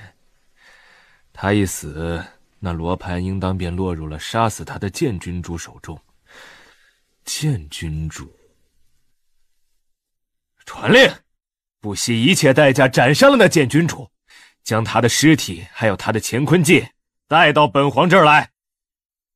那罗盘是本皇的。果然，靖家妖皇下命令了，竟是要不惜一切代价将那位剑君主斩杀。那剑君主毕竟是一位顶尖神君，光凭我妖兽族群在人类疆域的力量，想要杀死他可并不容易呀。看来只能让那位大人亲自出手了。季大人，何事？靖家妖皇亲自传令，要我等不惜一切代价斩杀一位人类神君，将他的尸体跟其乾坤界带回去。可这位人类神君是一位顶尖神君，实力了得，凭我妖兽族群在人类疆域当中的力量，想要杀他几乎没什么可能性，所以我只能来找季大人你了。你刚刚说是靖甲妖皇亲自下达的命令？是，命令刚下达不久，大人可以亲自传讯询问。那剑君主现在在哪儿？圣地。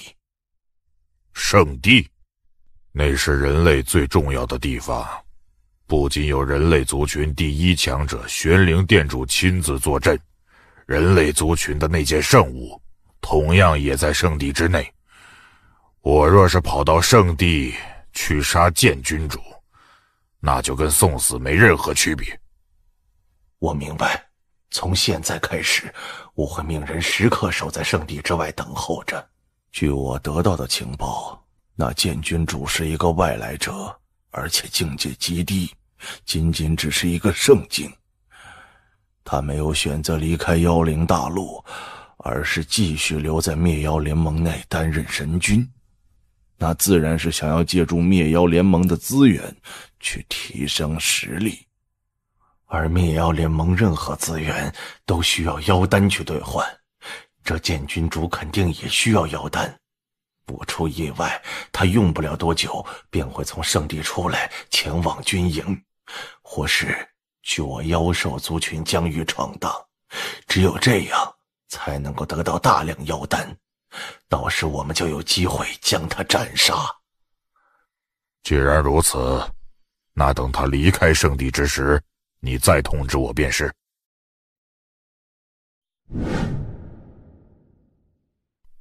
哼，已经过去10天了，那冰封店主怕是已经等急了，也应该给他个答复。都已经过去了10天了，那剑无双到现在都还没一句答复，难不成他看出那罗盘的端倪了？应当不会，那罗盘本身并不是什么宝物，只是因为关乎到千古令才异常珍贵，而那小子区一个圣境，怕是连千古令是什么都不清楚。那罗盘到了他手中，他也看不出个所以然来。且我已经主动向他赔罪，好话也说尽了，只要他不蠢，那就不会为了一件他根本不知道是什么的东西来得罪我。店主，剑君主求见。来了，快请他进来。冰封店主，剑君主，你可终于来了，来坐，正好陪我一起喝一杯。喝酒就没必要了。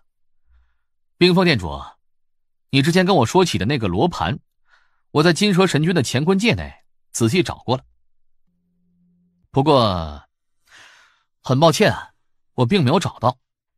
没有？剑君主，你可曾仔细找过？那罗盘是我亲自交给金蛇的，金蛇也一直带在身边，他的乾坤界内不可能没有的。我已经反反复复找过很多遍了，的确是没有啊。当然了，这也有可能是我大意了，毕竟金蛇神君那枚乾坤界里的宝物还是挺多的。但不知冰封店主你说的罗盘到底是个什么样啊？你能不能将它的形状、大小、颜色什么的都说出来，给我提个醒啊？或许我就知道。罗盘的形状、大小，剑君主，实不相瞒，那罗盘并非是我交给金蛇的，不过那罗盘对我却有着非常重要的作用。希望剑君主你能成人之美，事后就当我欠你一个人情，如何呀？人情？要是换做其他店主，以人情许诺的话，或许我还真有可能将那罗盘交给他。哼！可这冰封店主嘛，冰封店主的人情，我相信整个灭妖联盟里都不会有几个人拒绝的。但是很抱歉，我在金蛇神君的乾坤界内的的确确没见过你说的罗盘。剑无双，我已经给足了你面子，你可别敬酒不吃吃罚酒。那罗盘对你而言一点用处都没有，我劝你还是乖乖的将它交给我，如此你好我也好，否则又如何呀？怎么，堂堂冰封店主，难不成打算在这圣地里直接动手将我斩杀吗？然后抢夺我的乾坤界不成？剑无双，你当真要与我撕破脸皮？哼，撕破脸皮不敢，只是的确没看到冰封店主你说的罗盘呢。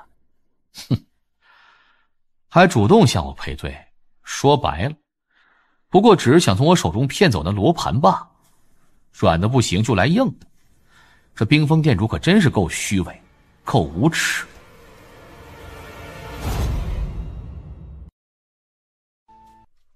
很好，既然那罗盘确实不在你身上，那就罢了，不送。剑无双，既然你冥顽不灵，那就别怪我不客气了。唉，还好，这冰封店主虽然对那罗盘无比渴望，但好歹还存着一丝理智，不至于在圣地内直接对我动手。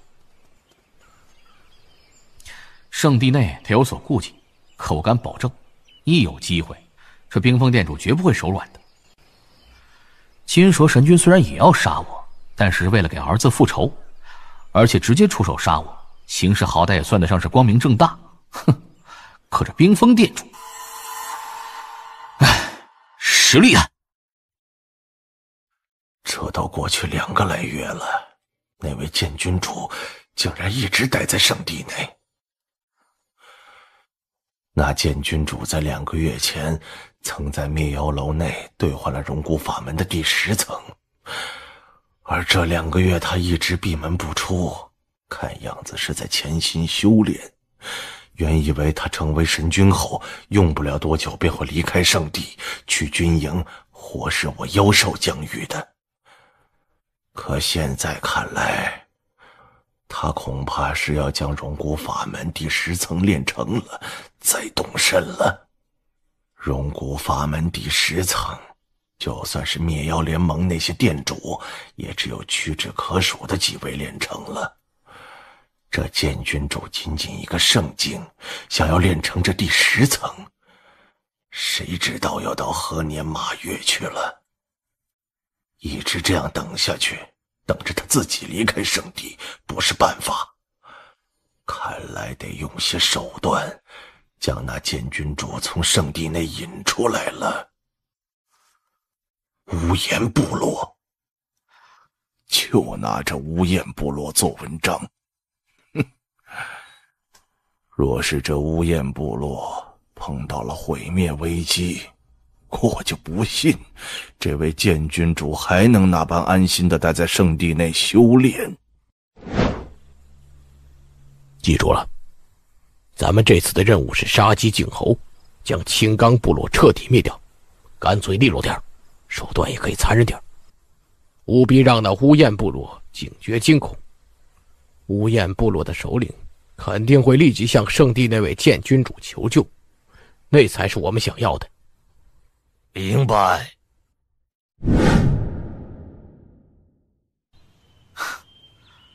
2个多月的时间，总算将荣古法门第10层给练成了。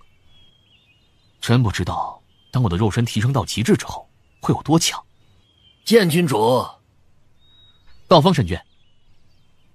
剑君主，我今日前来事有一事。您请说。是这样的，我人类疆域虽然占据的只是整个灵妖大陆的一成，可依旧颇为广袤。而漫长岁月来，那些妖兽一直没有停止过对我人类疆域的渗透，这也就导致人类疆域内存在着很多的妖族奸细。这些妖族奸细平日里倒也颇为低调，生怕被我们人类强者发现，不敢闹出很大的动静来。可不知为何，就在前几日，在咱们的一片疆域内出现了一些妖族奸细，主动出手，大肆屠杀我们人类强者的事件。在人类疆域内主动出手屠戮人类？动手的这些妖族奸细实力极强，其中不乏7阶甚至是8阶妖兽。从他们出手到现在，已经灭掉了足足4个部落了。既然如此，就应当立即派遣人类强者将那些妖族奸细灭掉才对。刀锋神君，你今日来找我，是想让我出面？对，那群妖兽实力不凡，想要将他们全部灭掉，只有神君层次强者出手才有把握。而我之所以会让剑君主你出手，是因为那群妖族奸细活动的地方就在乌燕部落附近。啊？乌燕部落有没有受到攻击啊？暂且没有，我也是刚接到消息，知道你来自那乌燕部落，所以才立即前来找你。那好，我现在就去。终于舍得离开圣地了吗？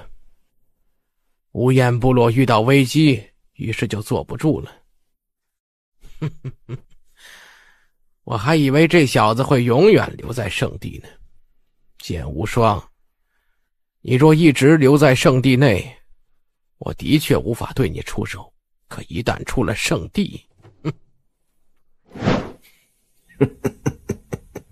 果然呢，乌燕部落有难，这位剑君主便立即动身了，根本就没有怀疑。不过也对，这位剑君主又岂会想到我妖族会在人类疆域刻意对付他呢？季大人那儿也已经准备妥当，只等着剑君主出现了。目标出现，预计10个呼吸之内便会赶到。来了。也不知道那些妖族奸细到底在想什么，竟如此大张旗鼓地屠戮人类强者。这些人……剑君主，我等9人已经在此恭候多时。恭候多时？这些人我从未见过，但实力却异常强横，且明摆着就是专门在这等我的。而那些妖族奸细在乌燕部落附近活动，大肆屠戮人类武者，其目的是想将我从圣地当中引出来。这些人……陷阱，是妖族奸细专门为我准备的陷阱。逃！既然已经来了，那便彻底留下来吧。妖兽王，竟然是妖兽王！早知道妖族奸细在人类疆域也拥有一定的实力，没想到还藏了一位妖兽王的存在。妖兽族群真是可怕。该死，这些妖族奸细发什么疯？我一个外来者，值得他们这般暗杀？清月店主，我在血月平原遭遇到妖族奸细的暗杀，妖族奸细有8头9阶妖兽，甚至还有1头妖兽王，现在在追杀我。剑君主在人类疆域遭受到妖族奸细的暗杀，而且还是1头妖兽王跟8头9阶妖兽同时出手。剑君主，我已经联系了众店主，而且天宇城内的黑羽店主、九海店主已经朝你那边赶了过去。以这2位店主的速度，半个时辰内便可以赶到血月平原。半个时辰？逃！剑君主，你逃不掉的。禁止。修罗秘术，黄泉路，修罗秘术，奈何桥。既然逃不掉，那便拼死一战。哈哈哈哈哈哈！还想反抗？剑无双，另外那些人是妖族奸细。怎么回事？这些妖族奸细吃饱了撑的，竟然来暗杀这剑无双，而且竟然还是一头妖兽王，外加8头9阶妖兽，好恐怖的阵容！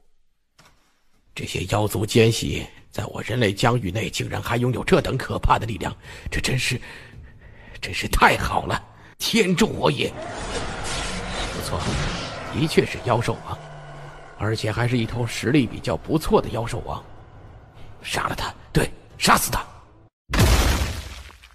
怎么可能？在我刚刚那一击之下，他竟是没怎么受伤。逃！还好我离开圣地时已经练成了荣骨法门第10层，肉身比之前要强横不少，不然休想这般轻松的将这头妖兽王的攻势威能卸掉。我肉身虽强，却也不能大意，尽量少跟他碰撞，只需想办法跟他纠缠，争取时间。杀死他！滚！哼，凭那些普通的9阶妖兽可奈何不了我，顶多只能给我带来一些麻烦罢了。人类去死！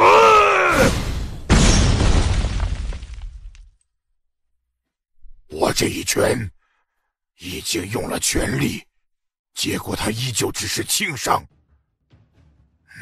不出意外，他已经练成了那荣骨法门的第10层，肉身之强，就算在人类的众多店主当中，也只有屈指可数的几个人能够相比。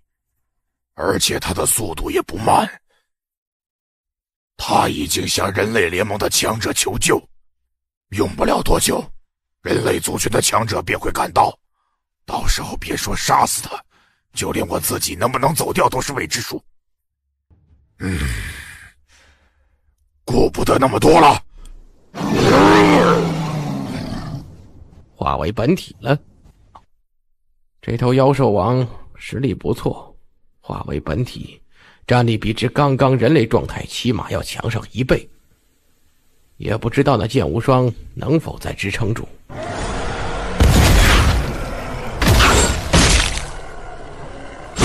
好恐怖的力量啊！就算是我现在的肉身都受伤不轻，这样的攻势我顶多只能够再挨3、4掌。怎么可能？我本体全力以赴的一掌，他竟然都硬扛住了。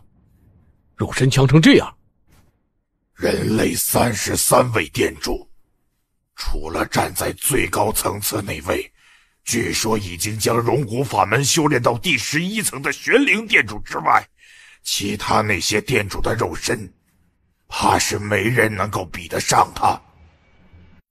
季大人，人类联盟的黑羽店主、九海店主已经赶到数千里之外，不用半刻钟便能够赶到血月平原。这么快？半刻钟？这位剑郡主的肉身远远超出了我的想象。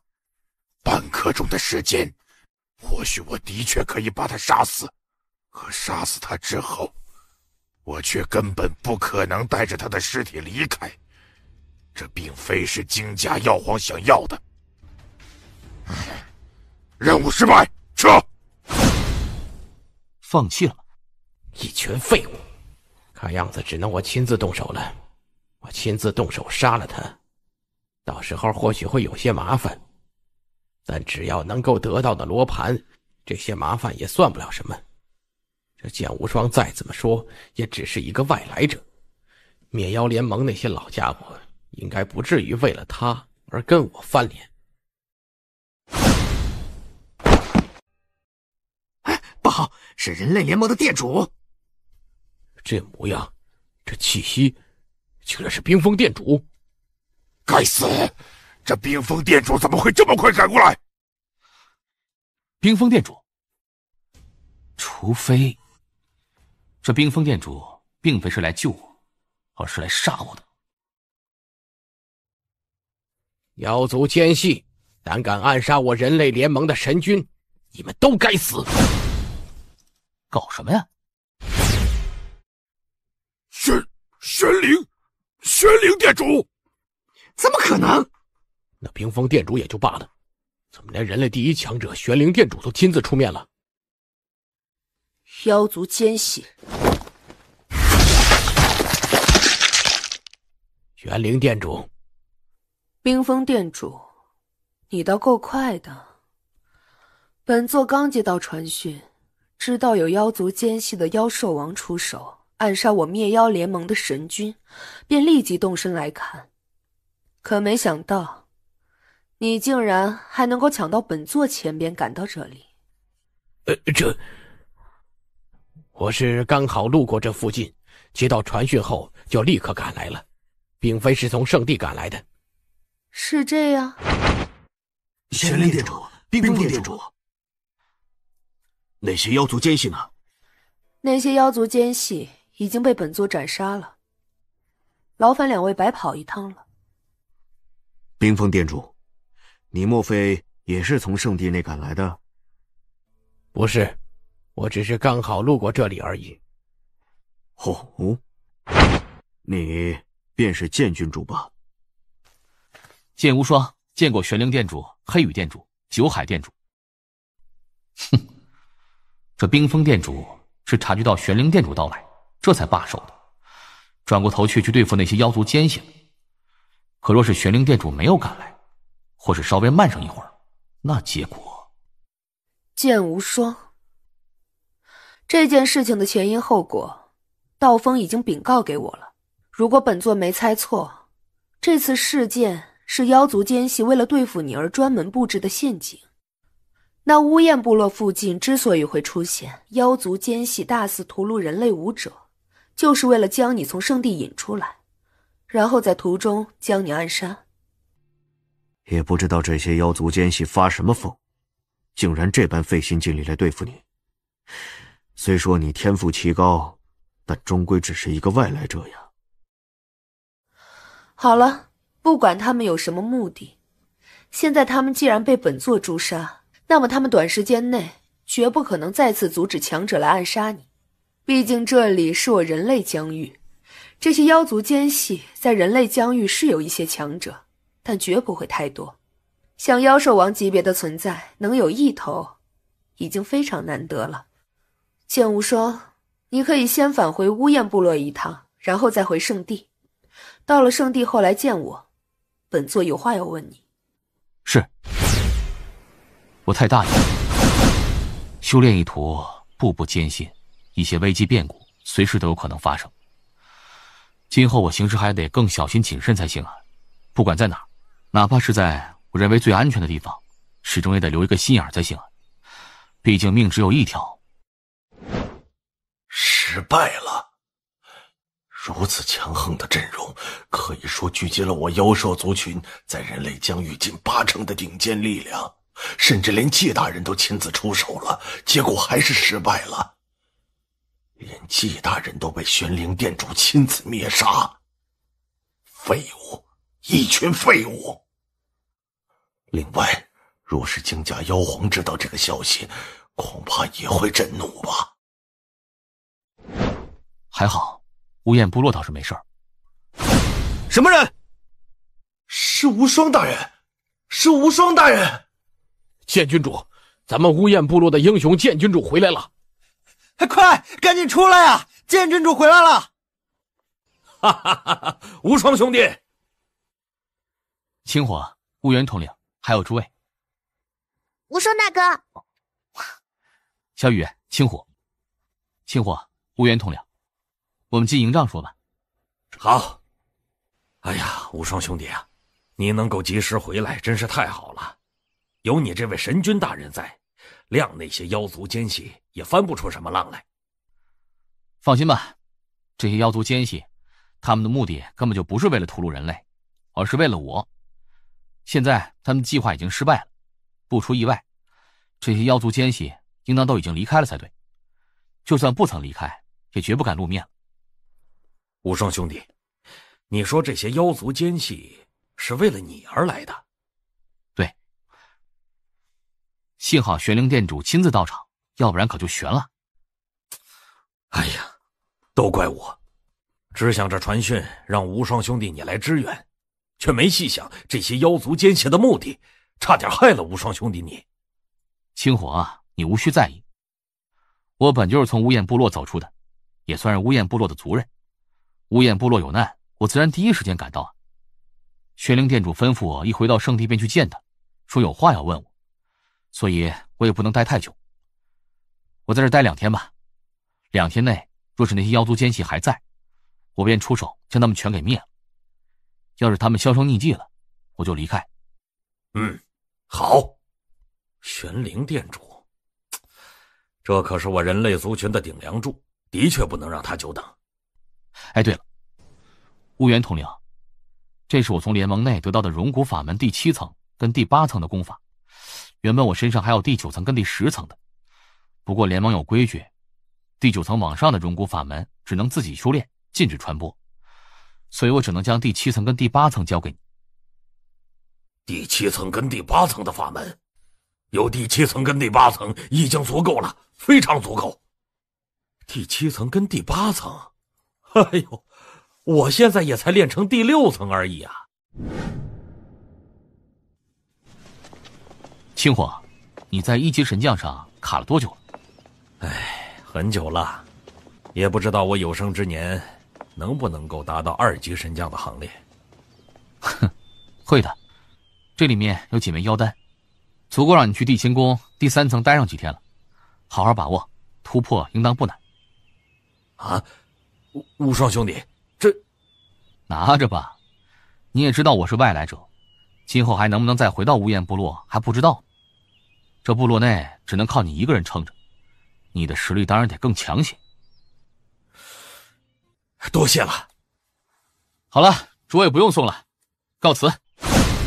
无双大哥，一路顺风。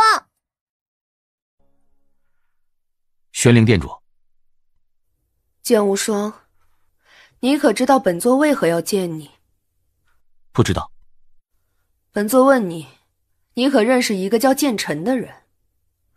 剑尘？不认识吗？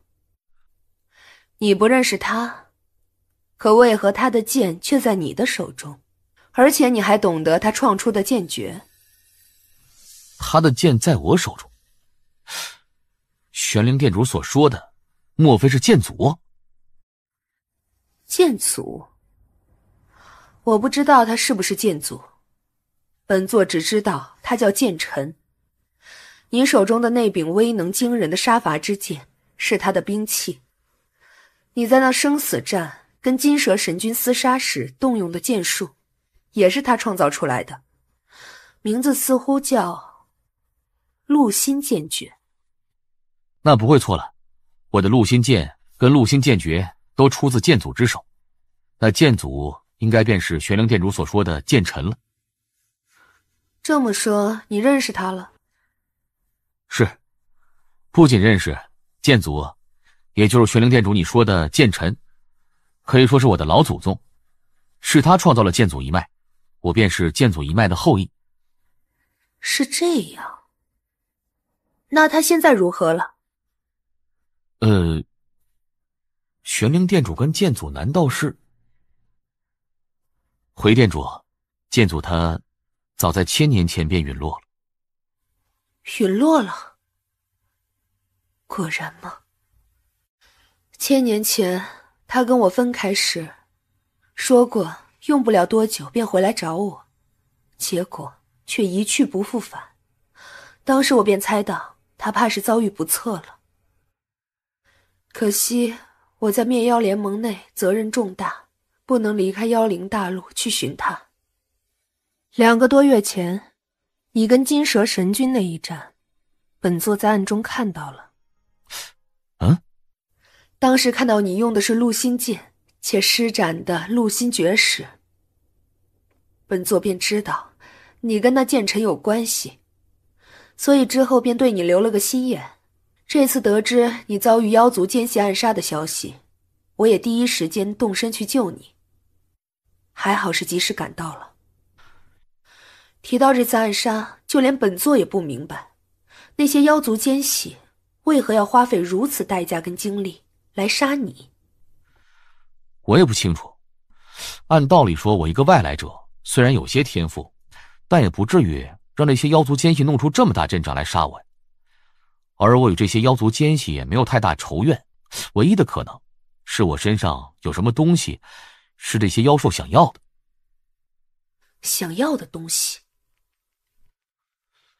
如果真的有这种可能的话，那些妖兽要的估计就只有那罗盘了。什么罗盘？玄灵店主，就是这罗盘。剑无双，你说那些妖族奸细有可能是冲着罗盘来的，这罗盘有什么奥妙？这罗盘有什么用处我也不清楚，不过我知道那冰封店主非常重视罗盘，可以说为这罗盘已经不顾一切了。之前在那血月平原内，那冰封店主根本就是来杀我的，只是看到玄灵店主你来了，他才改变主意了，去对付那些妖族奸细了。是这样，怪不得之前本座到那血月平原上时，看到那冰封店主的行为有些异常，明明是要对付妖族奸细的，可第一时间却朝你而去了。原来他的目的是你。冰封店主在我灭妖联盟内实力足以排进前3，能够让他这般不顾一切的东西，价值自然非同一般。那些妖族奸细还真有可能是冲着这罗盘而来的。这罗盘你好生收着，不用担心冰封店主会对你怎么样。有本座在，那冰封店主翻不出什么浪来。至于那些妖兽，你也无需担心，这里毕竟是我人类疆域，妖兽族群在这里力量有限。这次他们能派遣了1头妖兽王，8位9阶妖兽前来杀你，估计已经是伤筋动骨了。想要再次组织对你的暗杀，根本不可能。是。当然，在这个实力上，一切都是以实力为尊。你若是实力足够强横，就算拥有逆天的足以让所有人眼馋的宝物又如何？实力才是根本。我看你到现在还只是圣境，你的实力还有极大的提升空间，早点突破达到霄云境，到时候就没多少人奈何得了你。是。这东西给你。店主，这是本座的令符，今后你若是碰到什么麻烦，可以通过这令符直接传讯给我。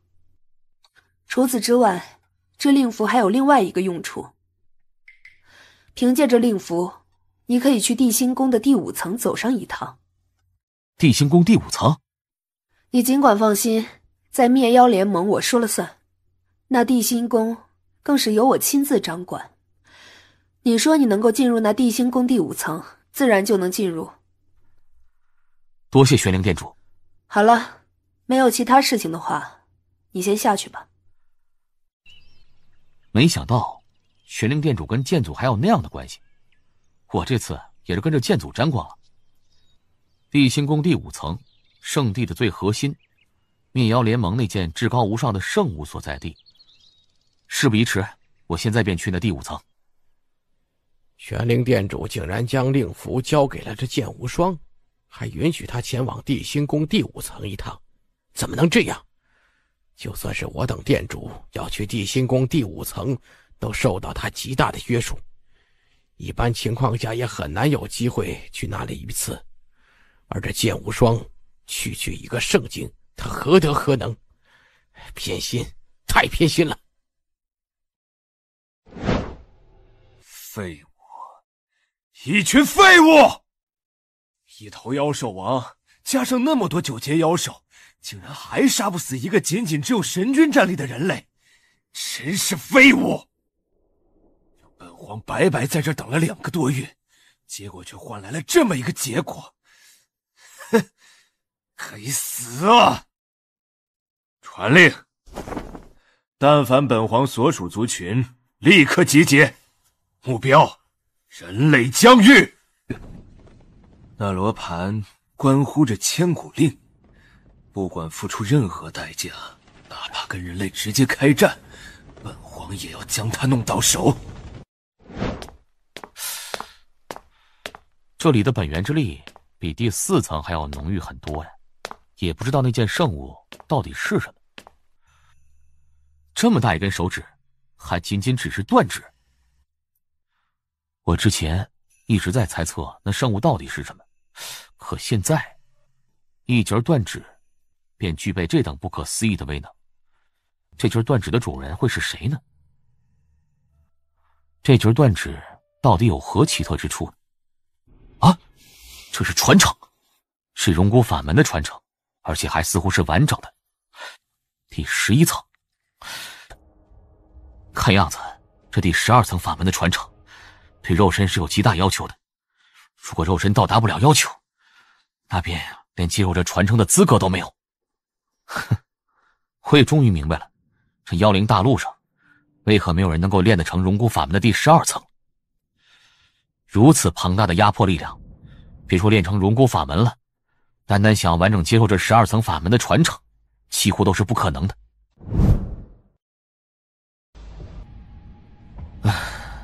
终于结束了吗？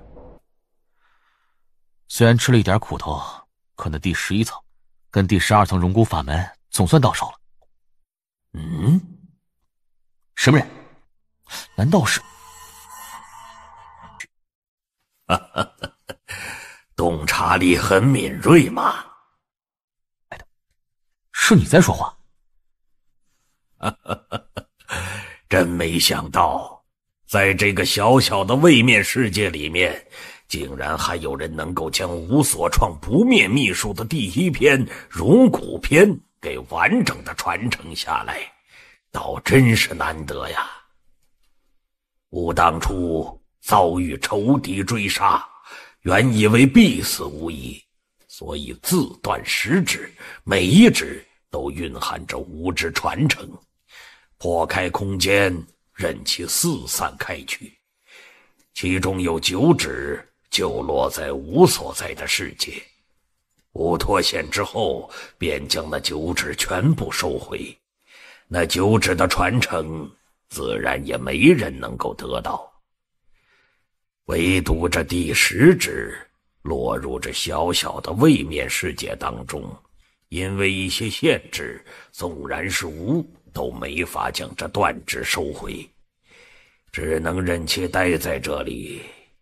却没成想，今日竟会让你一个来自位面世界的小家伙，将吾的荣古篇完整的传承了下来。吾这第10指反正也无法回收，看在你与我有缘的份上，吾便将这第10指上的传承给你，希望你今后能够成长起来，有机会来到无所在的这片世界。不灭秘术第1篇荣古篇，第2篇凝血篇，第3篇玉甲篇，第4篇神体篇。怎么了？怎么回事？妖兽，是妖兽来袭。这是妖兽？怎么会？这么多？上百万，起码上百万妖兽，甚至上千万。看，那些浑身遍布紫色晶体的妖兽，那是金甲妖族。是金甲妖族，妖灵大陆3大霸族之一的金甲妖族。快通知圣地，3大霸族之一的金甲妖族携带千万妖兽来袭。金甲妖族，金甲妖皇，金甲妖皇，玄灵殿主。千年前，本座与你们3大妖皇的约定，你可曾记得？记得，就因为有那约定存在，这上千年来你们人类才能一直相安无事。那你今日到此又是为何？莫非是想要违背约定，跟我们人类拼个鱼死网破？那罗盘是关乎千古令的至宝，只要得到它，我便能够得到千古令。不管如何，都得得到手。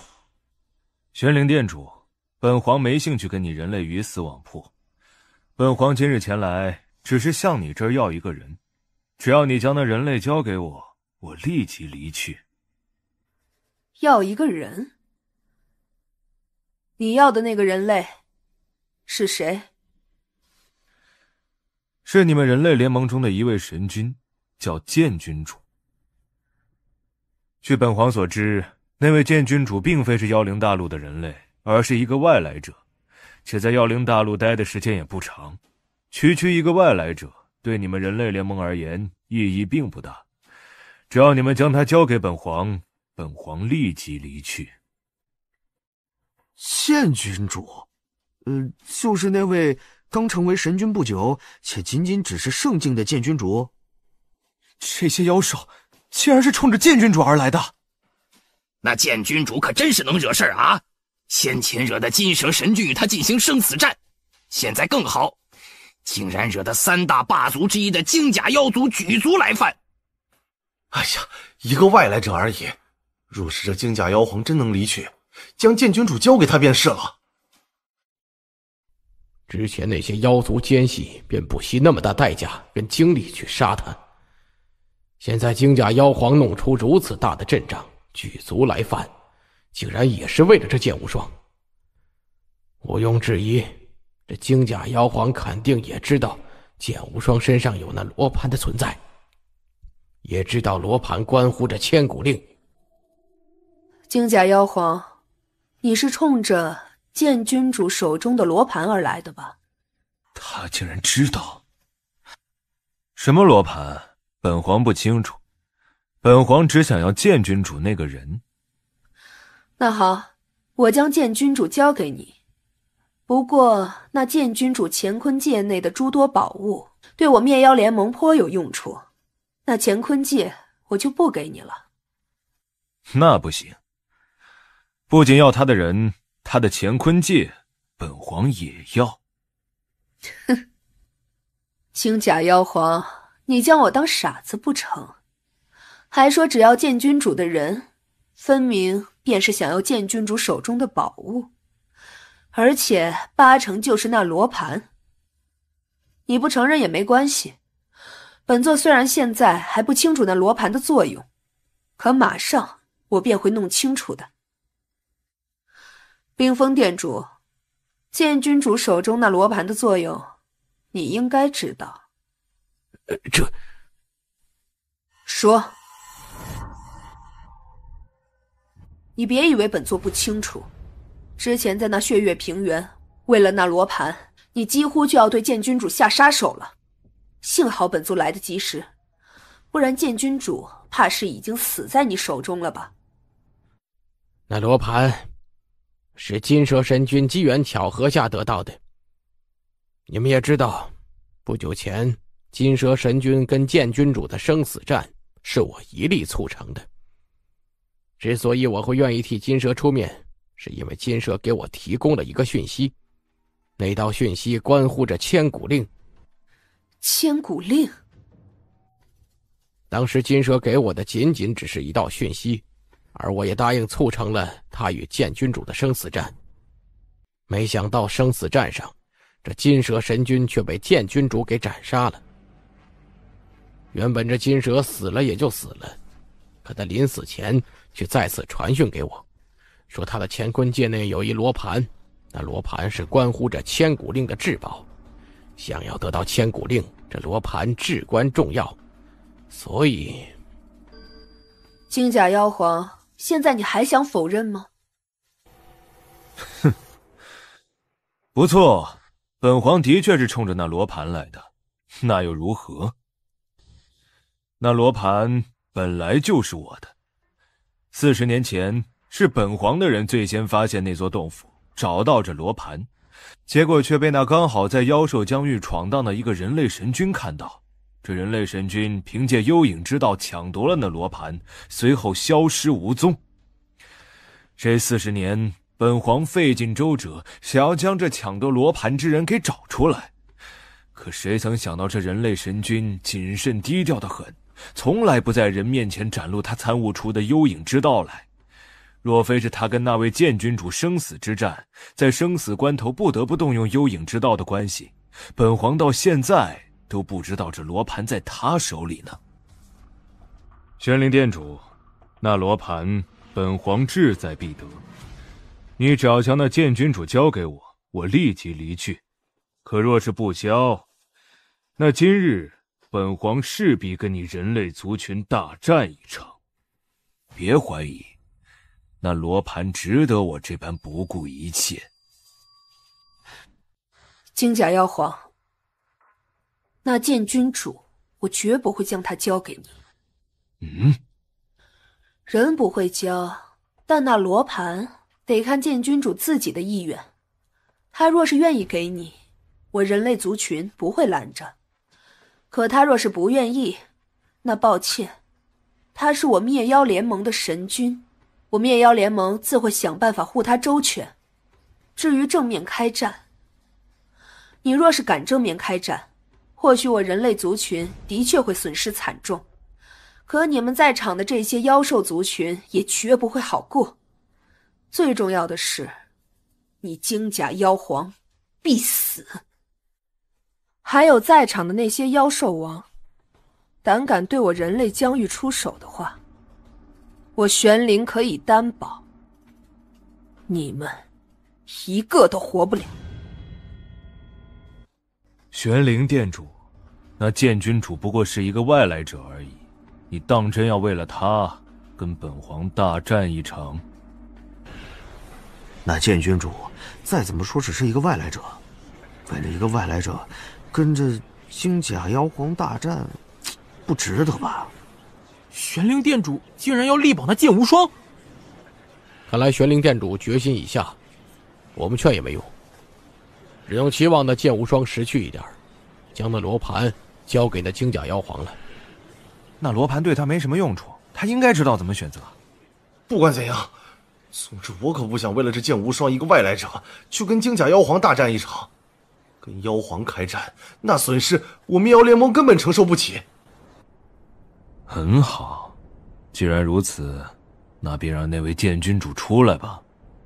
剑君主现在正在闭关，且处于重要时刻，我已经传讯给他，等他出关后，自然会第一时间赶到这儿。你的意思，莫非是要本皇在这里等他出关？对。那好，本皇便在这儿等他。不过本皇耐心有限，顶多只给他1天时间。1天之内他若还不出现，本皇立即动手，绝不会再有任何犹豫。哼！那位剑君主面子可真够大的，让我们整个灭妖联盟的强者，还有这金甲妖皇在这儿等他。那剑君主去哪儿了？真在闭关吗？听说那剑君主不久前去了地心宫第5层，到现在应当还待在那儿吧？地心宫第5层？那不是只有殿主级别的存在才有资格去的吗？听说是玄灵殿主亲自下令，允许他去地心宫第5层一趟的。允许剑君主去地心宫第5层，现在又这般维护他，这玄灵殿主对那位剑君主未免太偏心了点。谁知道呢？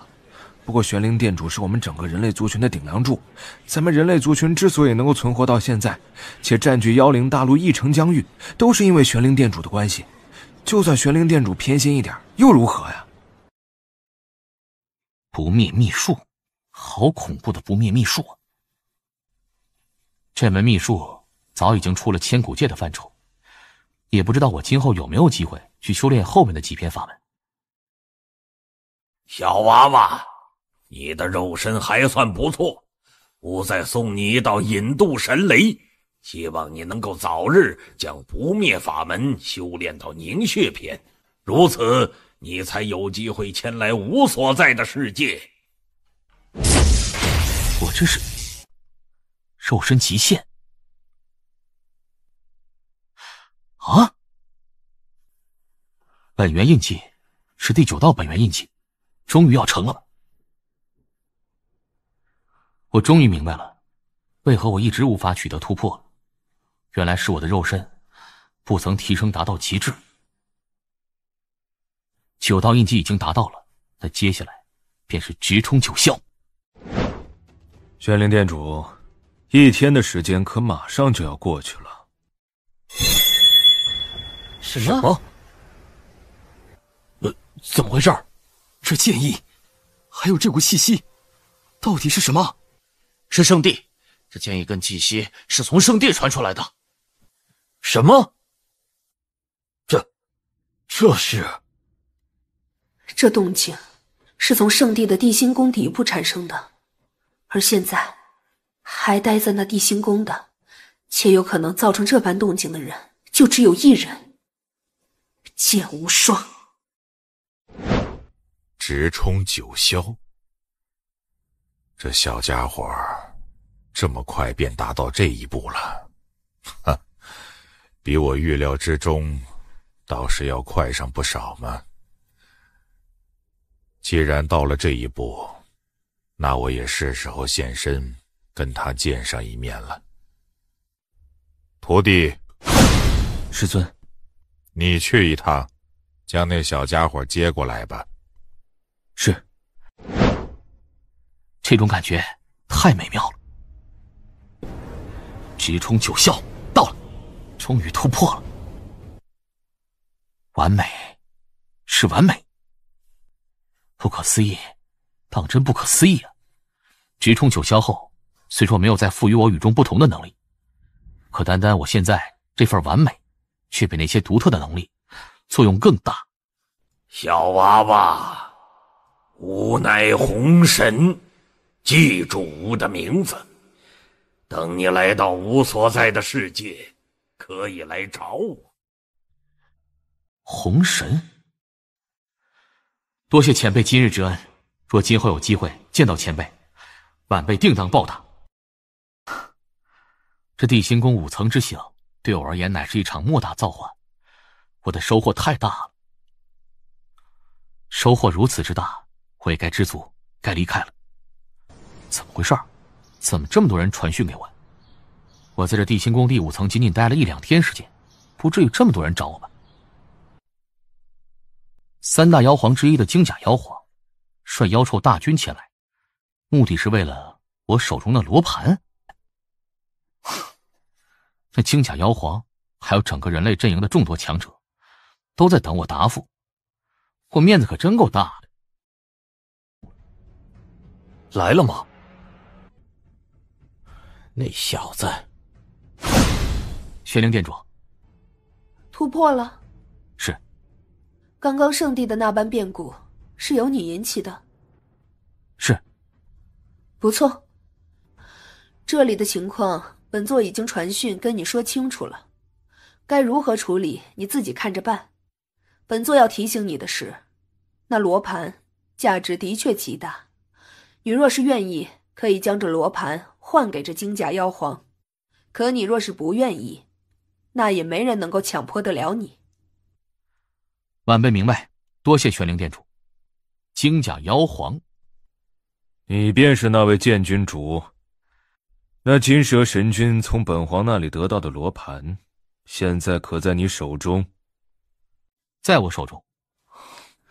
将罗盘交给我，本皇担保不会动你一根毫毛，你们人类疆域也可以安然无恙。